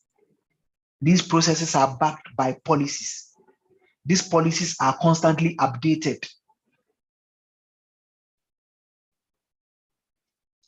And it will help you to identify risk. It's the duty of the risk manager to assess the risk. Ensure that there's a process in place to assess the risk you have identified. Other than that, there will be abuse all over. Resources will not be fairly allocated. Everybody says my risk is high, my risk is high. A says my risk is high, B says my risk is high. How do you allocate resources? How do you prioritize to allocate resources?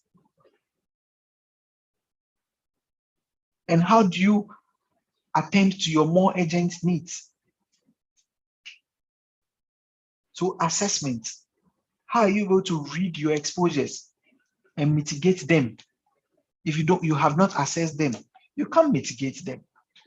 So again, it's a risk manager's duty to ensure that the risk is brought to its barest minimum. Barest minimum. and it's a risk manager's responsibility to report. Do you have the data to do proper analysis and report to management based on which informed decisions can be made? If your data is porous, you mislead your board. So any questions on our risk management responsibilities? Putting together a risk management framework. At the board level, there should be a risk culture, risk appetite set, risk management framework in place.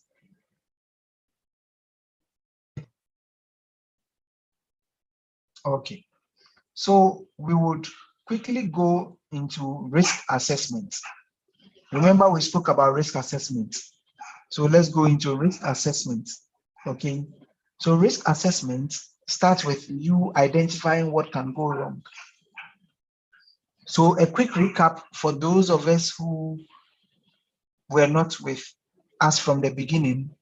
Risk management process starts with risk identification. Okay, what can go wrong? Then risk assessment. You are trying to put weight on what can go wrong. What is the weight? Frequency and severity. When you put frequency and severity together, it tells you, as it gives you assessment. Is it your assessment? Are they stealing every day or they steal once a year? And when they steal, is it 1 million or 1 city? So if it's happening every day, it's talking about frequency. If it's happening, if the amount is big, it's talking about impact or severity. So you put the two together, the product will give you either a high, low, medium, or very low. So risk management process starts with you identifying the risk. Then you assess it, like I've just described. After assessing it, you control it. Control what you have identified and assessed. I identified you are having headache. I assessed you are 20 years old. So I give you a control paracetamol syrup. And then I asked you to come back in a week's time just to be able to monitor you. So after control, you monitor. And after monitoring, what you need to do is to report. So the risk management process for the risk manager starts with identification, assessment, control, monitoring, and reporting. Now we are looking at identification. How do we identify risk? You identify risk by understanding the scope. As a risk manager, you cannot identify risk if you don't have defined processes.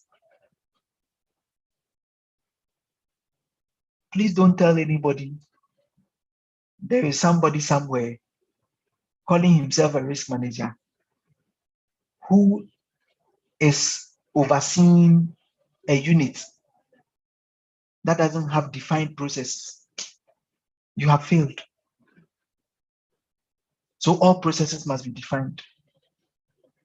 If when they are defined, then you highlight the potential failure modes in the process. The salient areas in the process, highlight them. Those things that can go wrong. Then those ones will be monitored. You are trying to identify risk. In identification, these are the techniques you can use.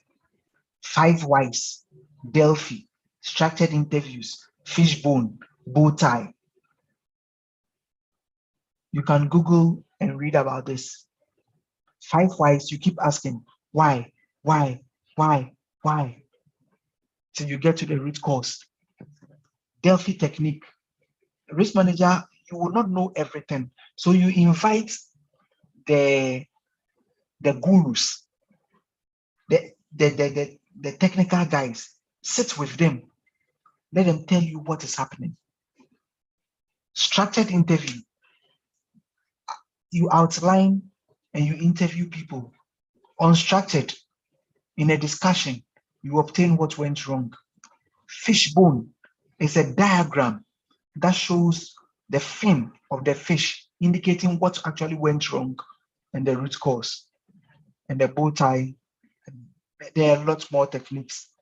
But you see, as a risk manager, you should identify some of this. You should identify with some of this in your institutions.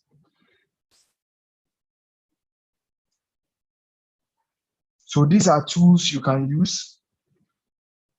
I've mentioned them. Let me see.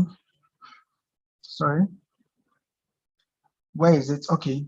So this is the bow tie. Sorry, I think I skipped. This is the bow tie.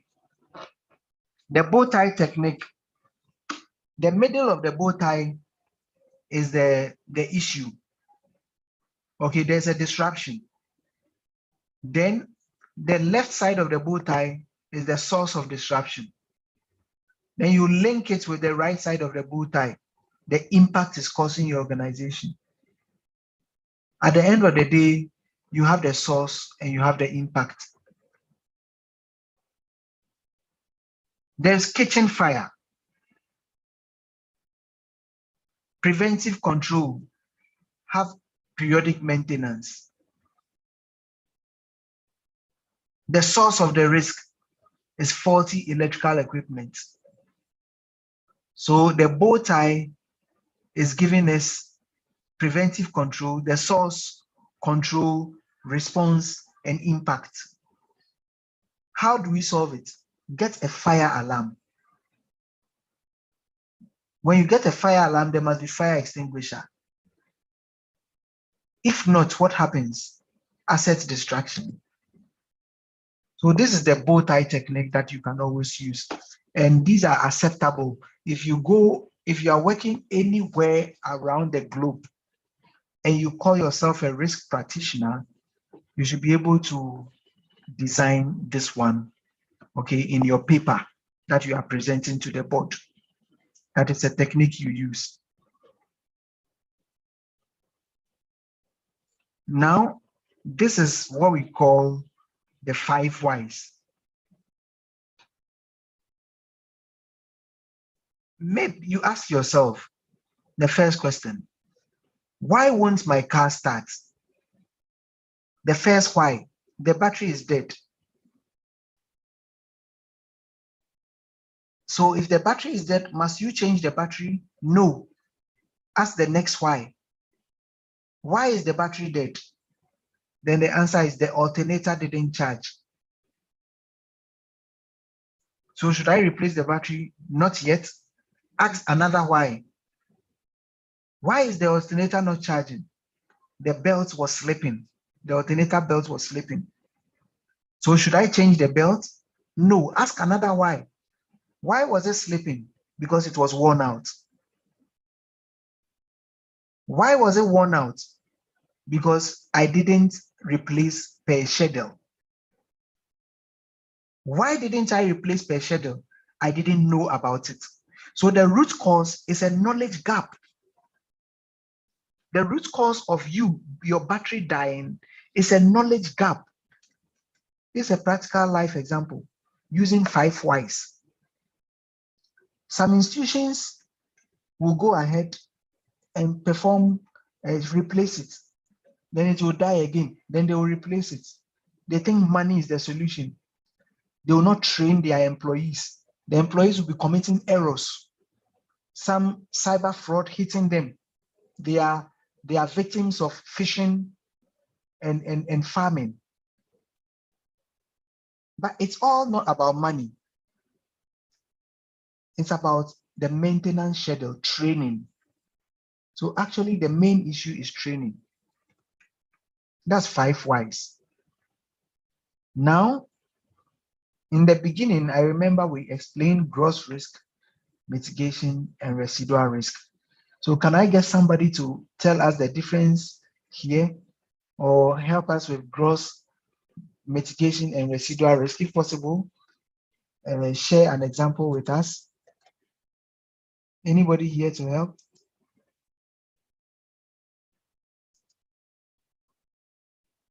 I need help. What is gross risk? What is residual risk? What is mitigation? Hello, Nana. Yes, sir. Please let me try. Oh, please try for me. Gross risk is the risk without any mitigation measure put in place. You are right. And residual risk is the risk that arise out of a mitigation to control the gross risk. So the excess risk that you need to contain with is what is termed as residual risk. Thank you, sir. Thank you, sir. You have saved me from talking plenty. So now, when you receive your residual risk in your various institutions, the first question you need to ask is that, is it within my appetite? Remember, I said you need to set risk appetite for all your business lines. So if you check your residual risk after controlling the risk, and your residual risk is within your appetite, then what will be your response? Your response, risk responses, we are using TARA. I hope you all remember TARA. So whenever you see a risk, residual risk, you then apply your TARA. So who can remember what I said TARA is? It's a lady's name. It sounds nice. Somebody may name their daughter Tara. It's a name though. So what did I say Tara is?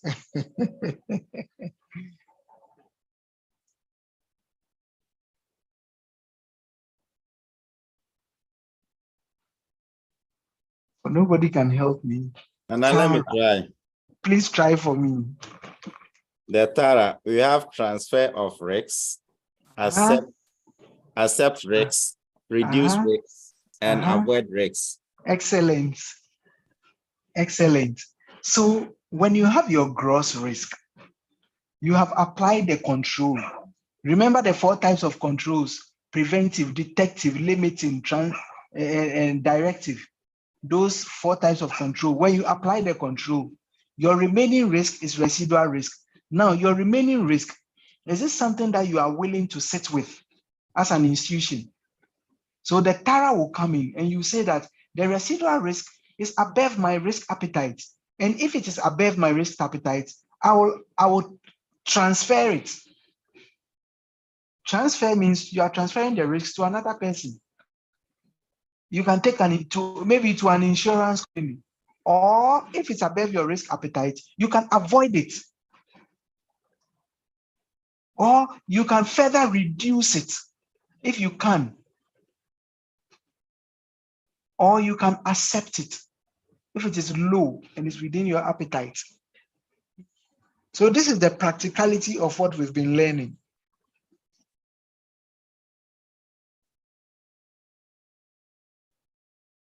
So we are saying that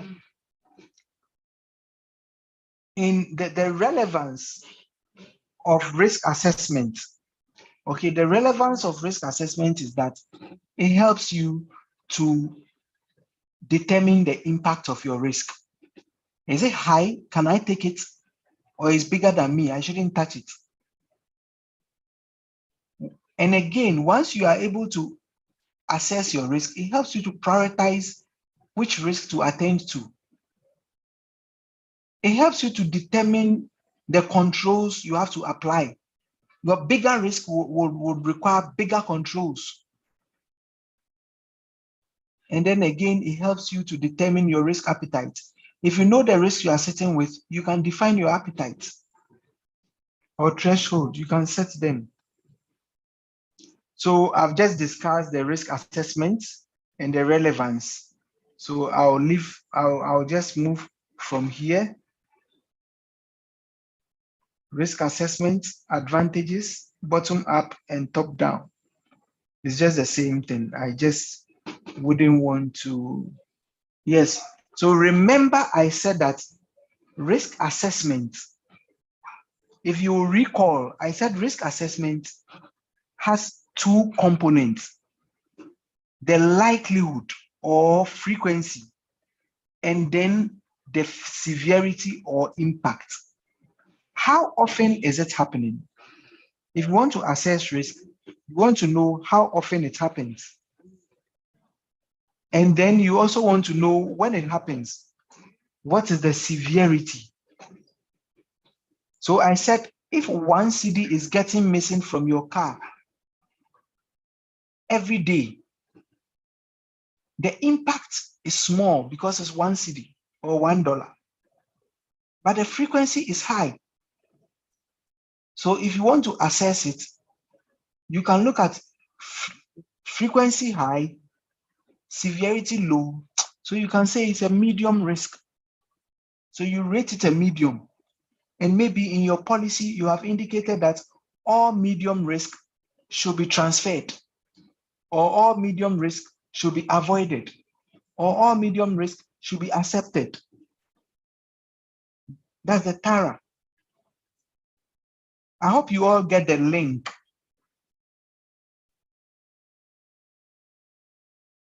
Wafata, please do you get the link?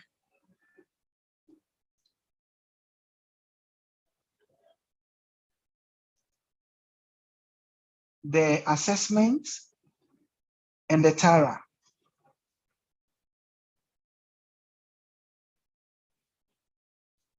Okay, so if there are no questions, I believe you are fine.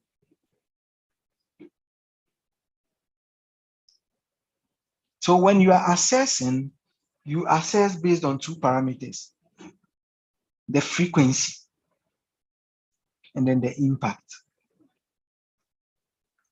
Do I have 1 million getting missing from my vault every Friday, meaning that the severity is high and the frequency is high? Or do I have 1 cedi? If let's look at the health sector. Do I have how many people die in a particular hospital every day? As for death, even if it's 1, it must be a high, whether frequency or severity. Anyway, I just believe you get what I'm. Now the impact, I've just told you about the likelihood. Remember I said assessment is about likelihood and impact. Likelihood, is it 2 or 3 times over 10 years? So you can set the likelihood for your organization. It's not cast in stone. It depends on your exposures and your organization.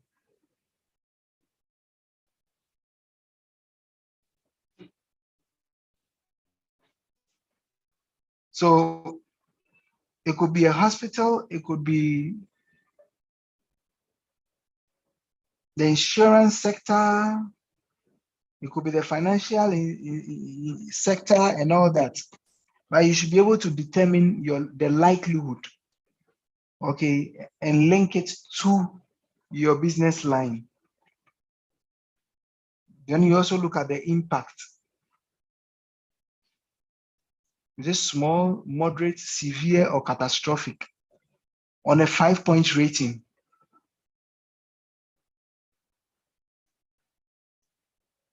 What is likelihood and frequency? So let me take you through a typical assessment, okay? So a typical assessment, this is the impact. The impact in your organization can be based on monetary value, media exposure, staff effects, criminality, regulatory, or customer service impact. So on a rating of 1 to 5, if the monetary loss is above 15,000, then it's high. 5 is very high. But if the monetary loss is below 1,000, then we can say that it is low. When you come to the media, it depends on the exposure in the media. Is it on TV lasting for more than 24 hours? Then it's a 5. If no media impact, it's a 1. Then you come to staff effect. The risk that we are assessing, did it result in the death of a staff? That will give you a 5. If it did not, then it's a 1. Criminality, regulatory, customer service, all rated from 1 to 5. So as risk managers, we should be able to come up with the risk profiles of our organization on a rating of 1 to 5. Okay, and the monetary value to determine the impact. Remember, we look at the likelihood. So the impact is a 5-point rating. The likelihood is also a 5-point rating. So if the impact is 5 and the likelihood is 5, it means that you are going to get 25, which is very, very high. If the impact is 3 and the likelihood is 3, it means you are going to get a 9, which is a medium. Now, after assessing it, we are going through the practical nature of it so that you can develop one for your organization. Now, after assessing the control, the impact and the severity, you have what we call your gross risk. Your gross risk. So if you have your gross risk, what do you do next? You get the control. Now, when you bring the control, the control must also be risk rated. Is it high? Is it medium, low, or very low on a 5-point rating? Then you rate your control. Then you apply it on the gross risk to help you get your residual risk. Let me see if I can quickly do something for us.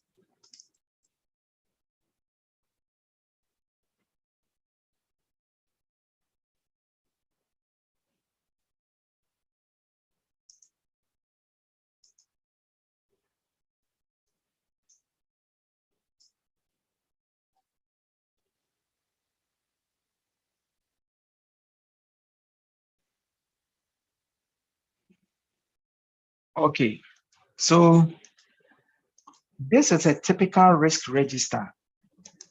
Okay. And you can always develop a risk register for your organization. A risk register is a repository of all your risk, showing the risk rating, okay? And it helps you to prioritize your risk. So the assessment is also done here on the risk register. So here, assuming I indicate that something happened on 23rd February, 2023, right? I put it here. My department is ERMI.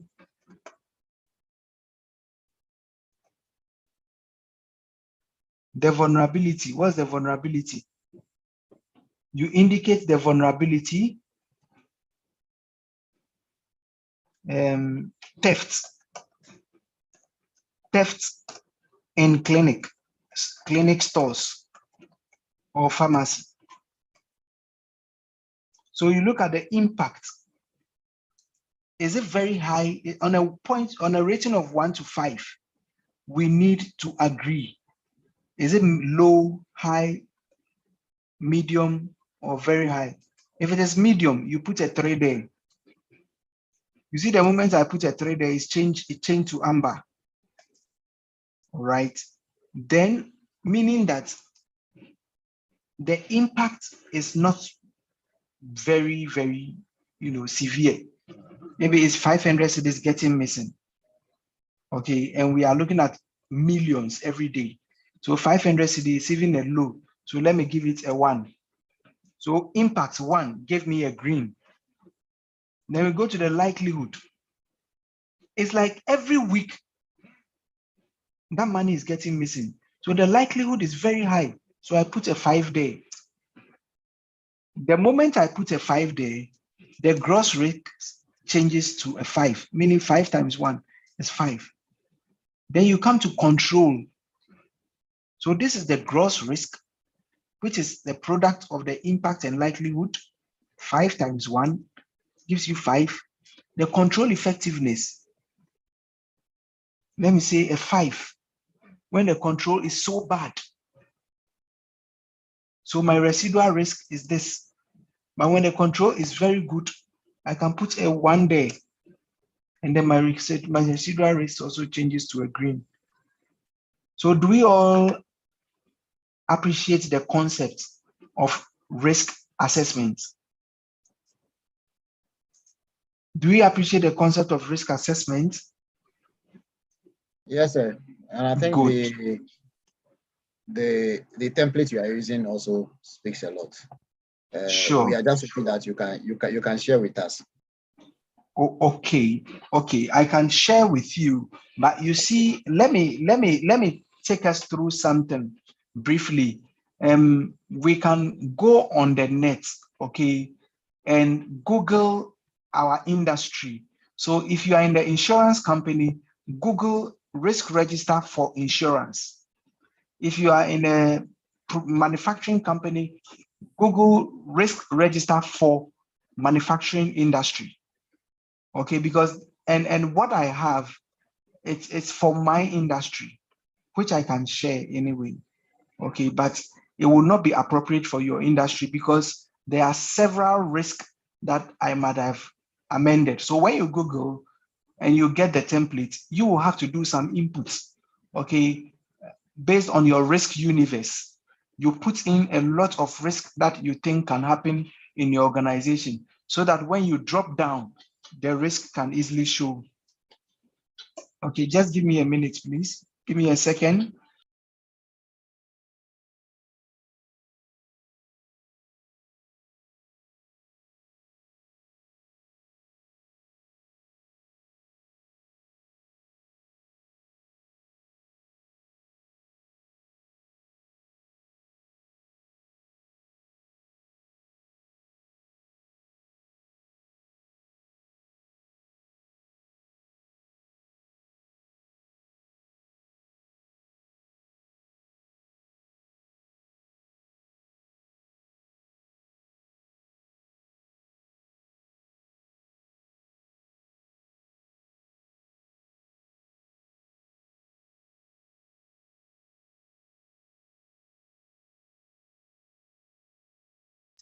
Apologies. So you need an industry-specific risk register that would help your organization. Okay, maybe your organization, maybe per your policy, you are using a 3-point rating. My organization, we are using a 5-point rating. Other organizations use percentages.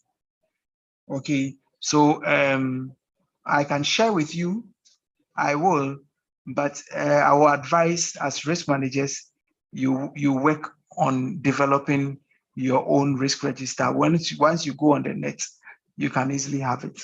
Okay, all right. So let's then go to, so in effect, you pick your gross risk, you apply your control.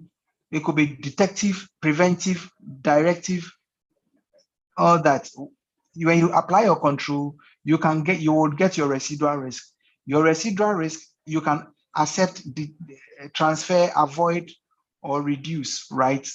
And the residual risk will come about after you've done your assessment. So for your risk, when you identify the risk, it is the gross risk.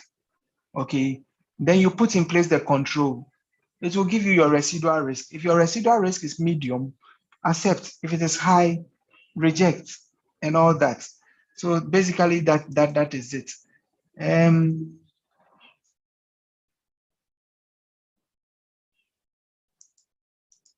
Let us look at controls. Let us look at controls.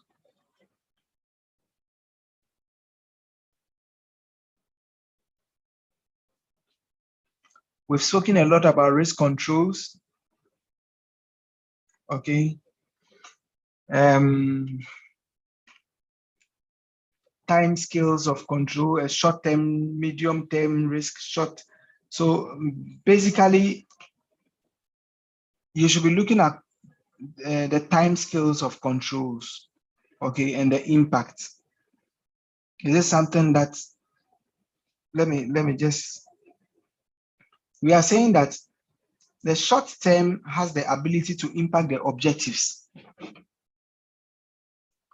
Okay, short-term risk will impact your objectives. Medium-term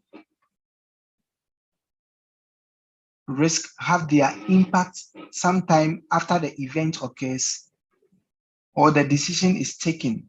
And typically this will be about a year later. So sometimes you may not see it. It will only crystallize in a year. Okay, but let's look at how to manage them. So we have So, this. Hi.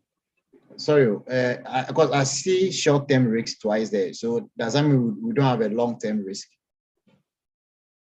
Just a moment. Maybe it's it is actually, maybe it's a typo. Let me see.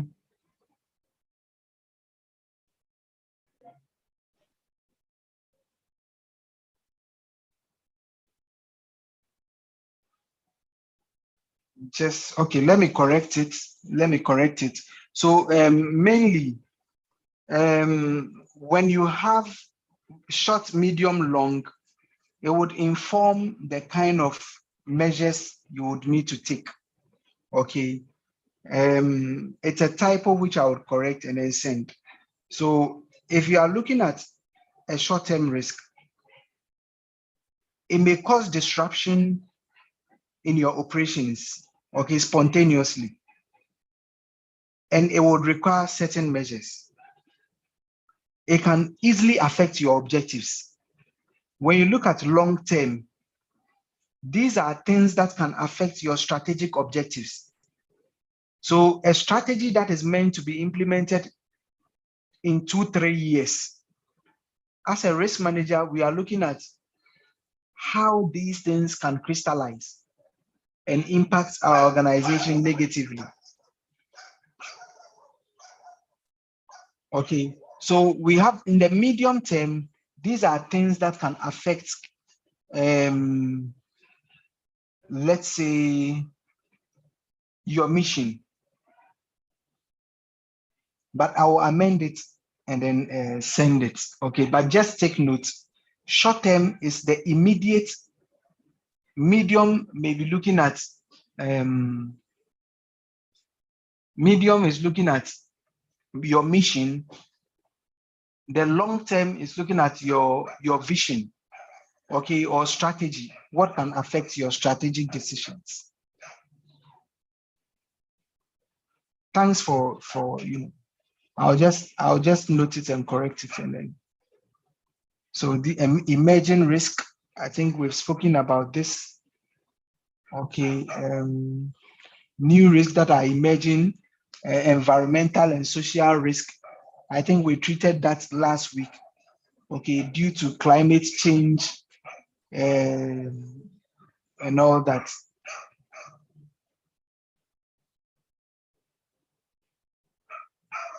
These are some risks that we can be exposed to: hazard, uncertainty, opportunity, compliance risk. So remember at the beginning, we saw what hazard risk is. Okay, it can cause and contain the cost of recovering from the event. Organizations should look at the necessary actions to prevent the loss occurring. Okay, limit the damage that the event could cause and contain. So we looked at the hazard of owning a car, the uncertainty of owning a car, the opportunity of owning a car, and the compliance that's to do with owning a car, right? If you would remember, and we did the same thing for the health sector. right? The hazard of owning a car, you may crash. The uncertainty lies ahead. Okay, opportunity, you may get to your destination quickly. Compliance, you may be charged for maybe breach in road regulations or traffic, that kind of thing when driving. So in managing risk, we are looking at hazard, uncertainty, opportunity, and compliance risk. So this is the scenario I spoke about. Opportunity of owning a car, uncertainty of owning a car, hazards of owning a car, compliance of, these are the examples. Then we can look at the 4 T's of hazard. 4 T's of hazard. So tolerate will be the dominant response for the low likelihood.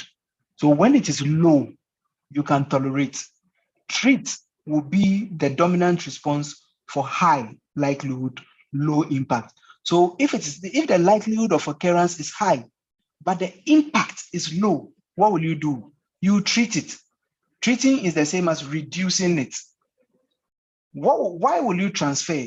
You will transfer if the dominant response will be high impact and low likelihood. If the impact is high, 10 million cedis, and the likelihood is low, still transfer to the insurance company. What will you do? Terminate is the same as avoidance. What will make you avoid a hazard? Terminate will be the dominant response for high impact and high likelihood. The impact is high and the likelihood of it occurring is also high, so you terminate it. Preventive, detective, control. Likelihood and impact, we have looked at it. Treat, if the likelihood, look at the y-axis and look at the x-axis. If the likelihood is high, but the severity is low, you treat. Terminate if likelihood is high and severity is high. Transfer if impact is high and likelihood is low.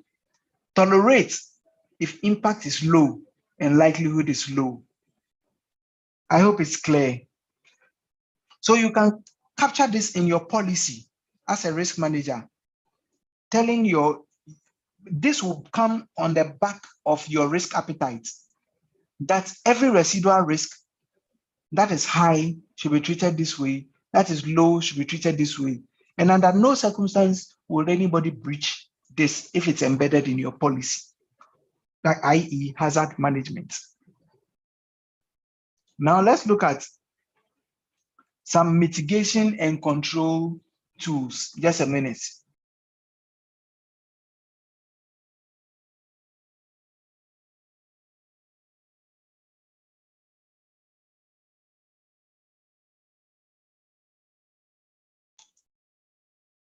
What are some control tools?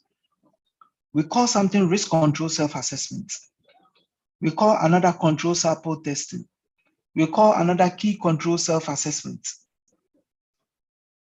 These are all control tools, but let's look at how they work out.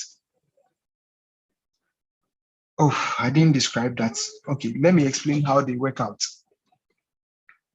Risk control self-assessment. Remember, I mentioned earlier that if you want to identify risk, you need to have a process in place. You can't be a risk manager and there'll be no process defined. There must be a defined process. Embedded in the defined process, you look at the potential failure modes, what can go wrong in that process. When you highlight what can go wrong in that process, you develop a questionnaire for the items that can go wrong in that process. Please, we are going to build something. Are we all okay? Or I should take it again. We want to understand risk control self-assessment.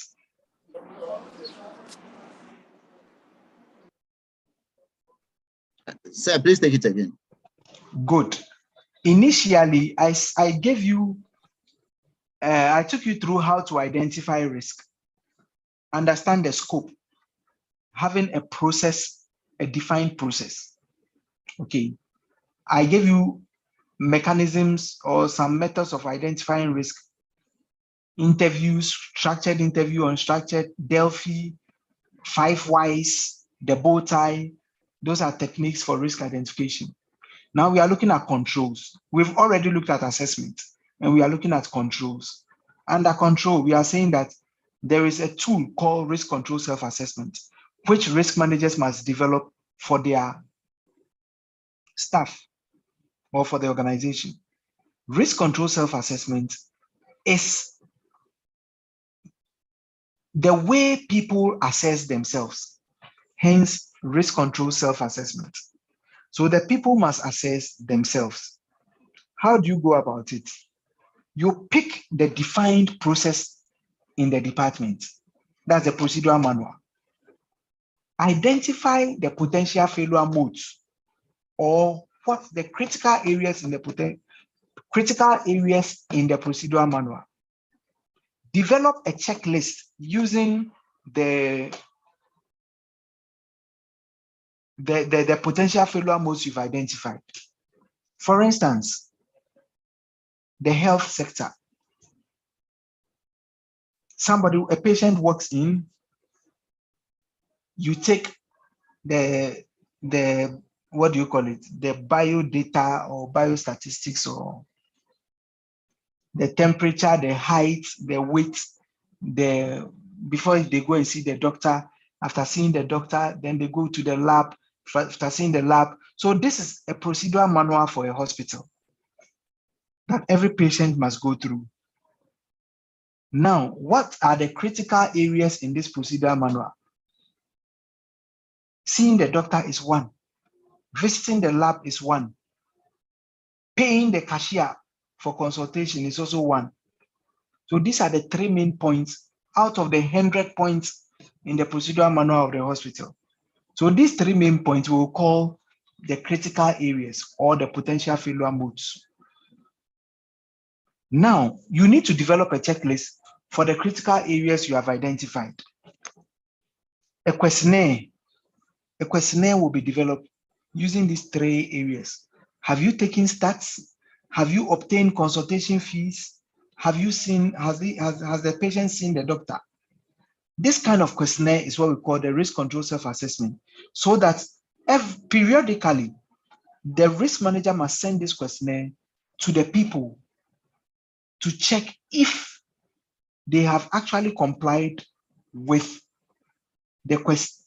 what they need to do in the procedural manual. So risk control self-assessment highlights the salient areas in your procedural manual and converts it into a checklist for the people to answer periodically. So the auditor can come in, or the risk manager will go in at any time, pick the checks they've done and test the samples to see if the samples are true.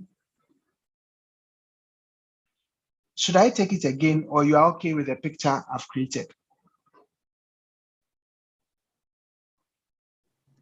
I am okay. Thank you. So this is what we call RCSs. Now, control sample testing is an advanced form of RCSA. Self-assessment means that the first line of defense, they are performing their own assessment and they can lie. It is a self-assessment. You ask them to perform and they are doing they are checking it. When they check it, what shows that they will tell you the truth, that the sample they picked, there were issues with it. They did not process correctly and there are errors. They will quickly correct the errors and give you feedback that everything is in order. So RCSAs are used in situations where the organization does not have the financial muscle to implement CST, control sample testing. Control sample testing is where you have independent persons going to sit with the first line. Remember, risk is a second line, audit is a third line, right? Operational management is a first line. So risk, second line. going to sit with the first line to pick the samples themselves to validate whether it is correct. That's a control sample testing. The first one is risk control self-assessment. Any questions on the two?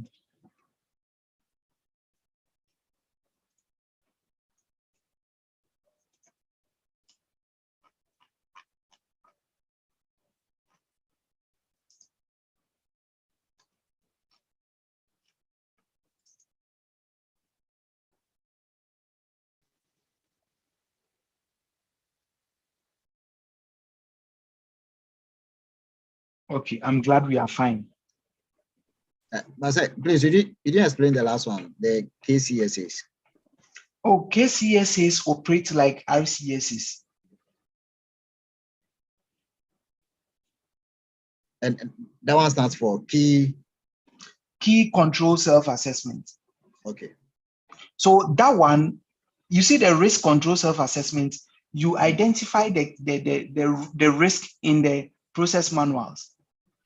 With KCSAs, you might have developed some key risk in the department, right?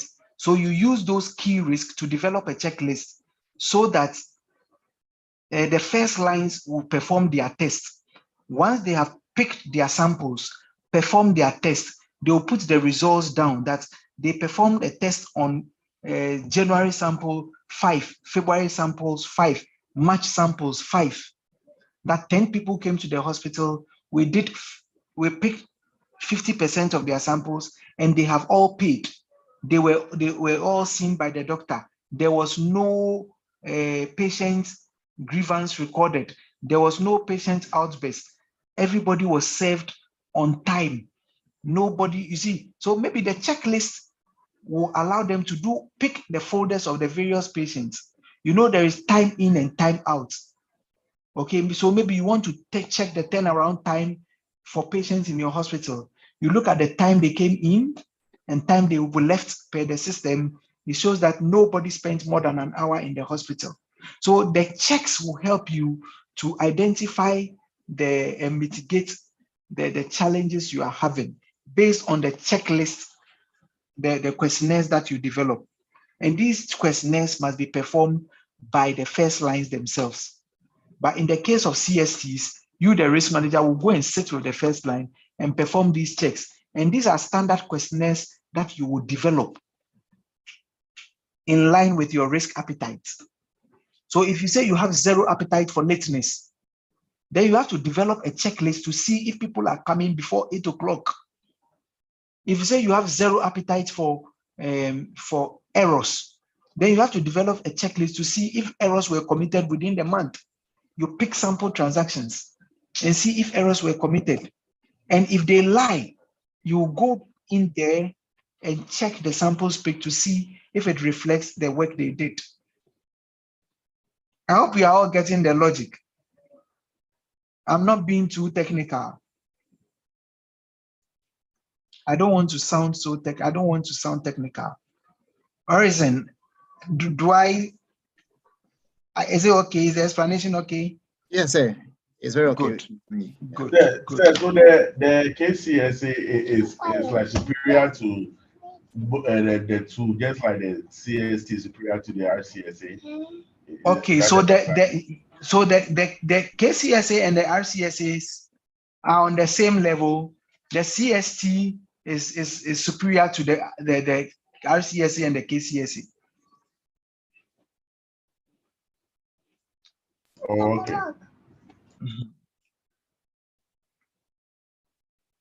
But some use the KCSA, RCSA interchangeably.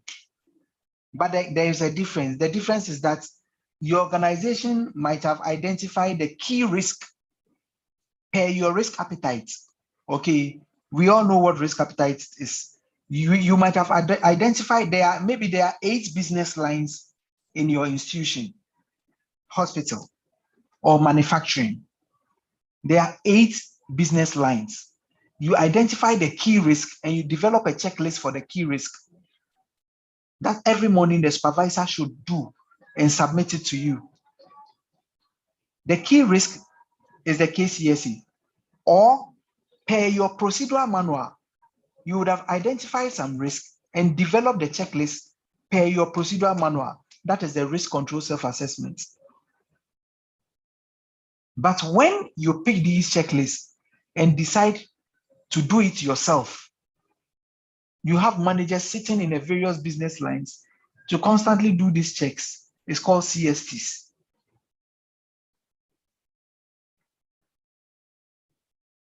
Now, we can have health and safety, IT security, HR risk.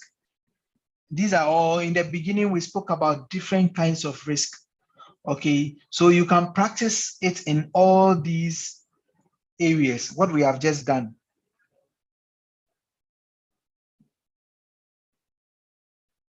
The financial risk, that's the banking sector, insurance sector, name the like controls.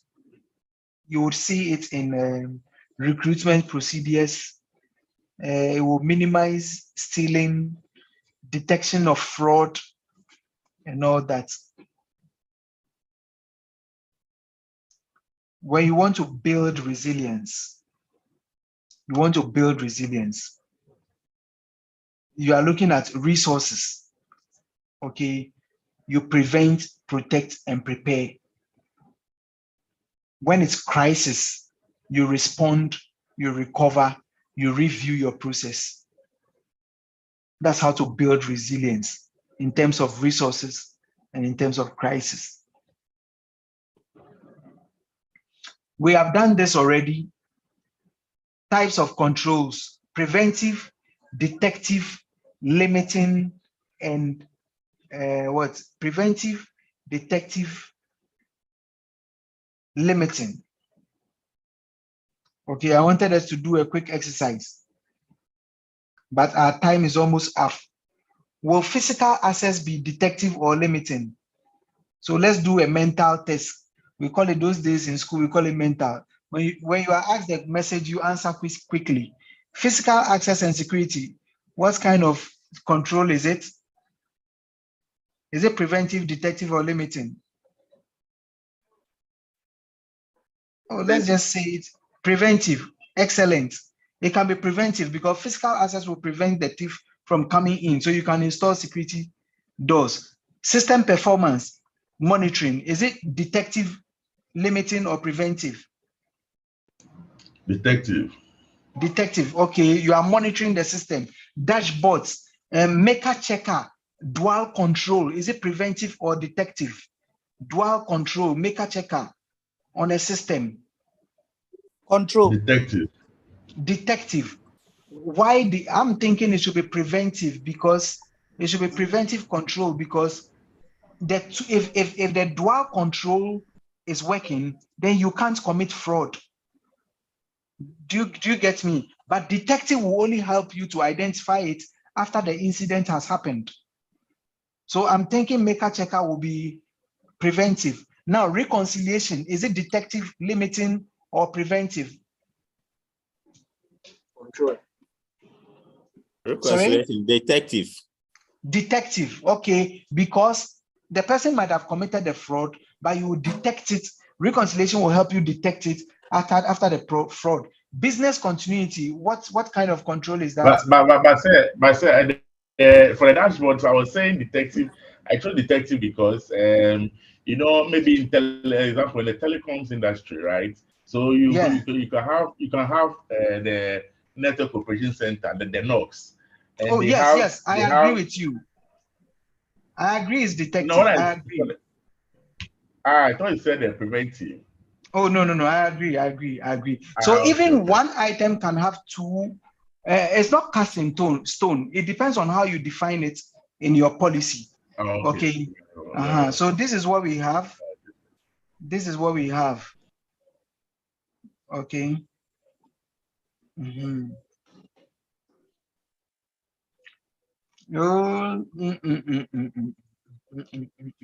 So I think our time is up, right? I wouldn't want to go beyond 9. So tomorrow, God willing, I don't know if I'm permitted to go to do extra 10 minutes, but we can continue tomorrow, God willing. Okay. I think most of these things we have done. Most of these is, let me look at it. We have actually done most of these things.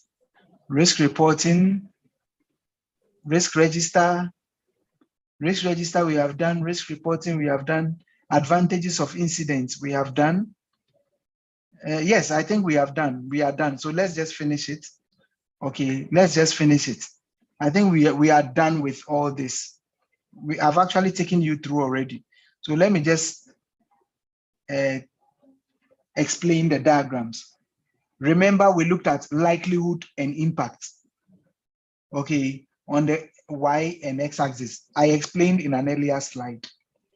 Now, remember, with the risk management process, we have done identification, assessment, control.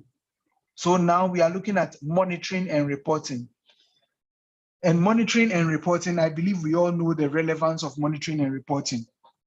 Building KPIs, building KRIs, building incident management tools, right? So key performance indicators, key risk indicators, and incident management tools will help you to report. Okay, KRIs are basically standards that your organization have set based on acceptable appetites, okay, against the actual performance of your organization, to throw more light, okay, to actually throw the exceptions out. So when you pick a KRI, it's looking at, you may build a KRI for your organization. So Google KRI for the manufacturing sector or KRI for the insurance sector. It will give you all the risk that we have mentioned. Okay, your organization must have risk appetite for them. So when you decide to measure your organization's risk appetite for the business lines and measure it against the actual to know whether you are performing well or not, we call it a key risk indicator. Should I take it again or it's okay?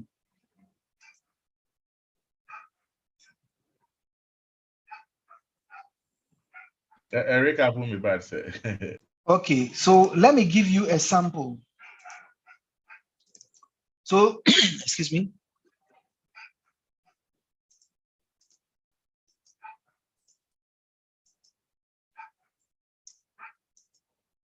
So do you see my screen? Yes, sir. Good.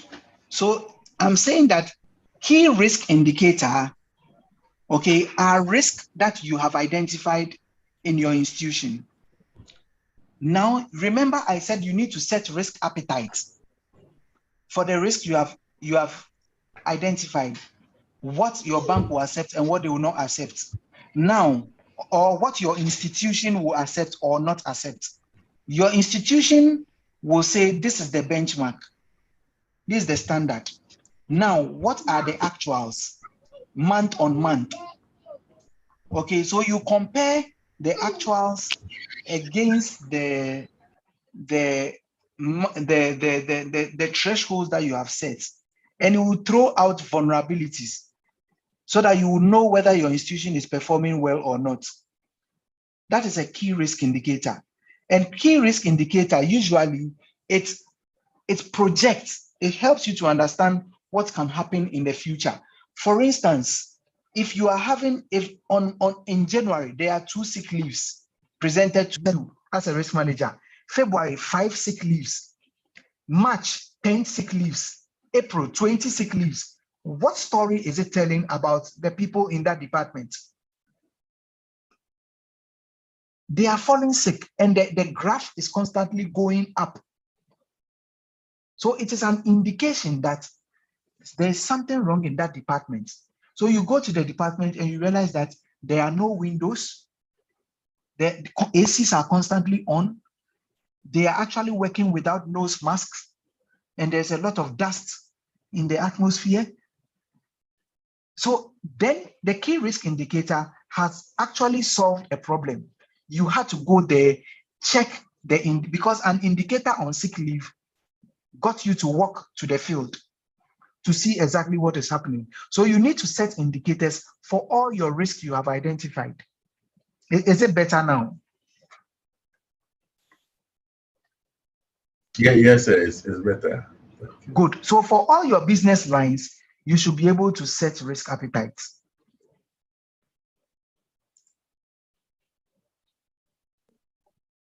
Okay. So the risk register is a repository of all risk that you have identified. Remember, I showed you a sample risk register, which it will narrate the issue. It will help you rate. Is it minimum? Is it the severity, the frequency, the control, the residual risk? Who is responsible for resolving it? Now, risk register is a repository of all the risks you have in your institution. That one also you can Google and get a sample for your industry. Okay, so basically, incident management, I think I explained with an example of you going to an institution where they can easily identify, you log a risk with them, both internal and external. They give you a ticket number. They get back to you to give you updates on the resolution of your issue. There are some institutions, you go there, if there's a problem, you tell them today, you go and come tomorrow. You see a different person, you say, what's your issue? You narrate again, you go and come. They won't even mind you. There is no incident tracking there. But in another organization, they will tell you who to report, you know where to go. They will give you updates, they'll give you a ticket number, they will resolve it, and they'll follow up for updates. This is a system called incident management. And these are the advantages of incident management. Regulatory benefits, you are not sanctioned by the regulator, customer service is improved, profit is improved, stakeholders are happy. So this brings us to the end of today's session. Okay, any questions before we bring the curtains down? Any questions? I know I've taken 9 more minutes. Reverend, I hope my sins will be forgiven. And you pray for me. Forgiven. You were forgiven 2,000 years ago. Yes. Okay, thank you, Rev. So if there are no questions, I'll hand over to Rev then. All right. Thank you so much, Honorable Nana Banfu Texin, for your fantastic delivery on fundamentals of risk management. Hoping tomorrow is going to be another, wonderful time with you. And in fact, it's been very, very, very, very, very deep and very interesting. We are so grateful for your presentation. God richly bless you. We want to thank all of you also for being part of this evening's program. And tomorrow we are continuing with our final day of fundamentals of risk management, after which you will have the slides sent to you individually. Thank you once again and hope to see you tomorrow. Have a good evening and a good night. Bye-bye. Thank you, Reverend. Bye-bye. Yeah, you're welcome.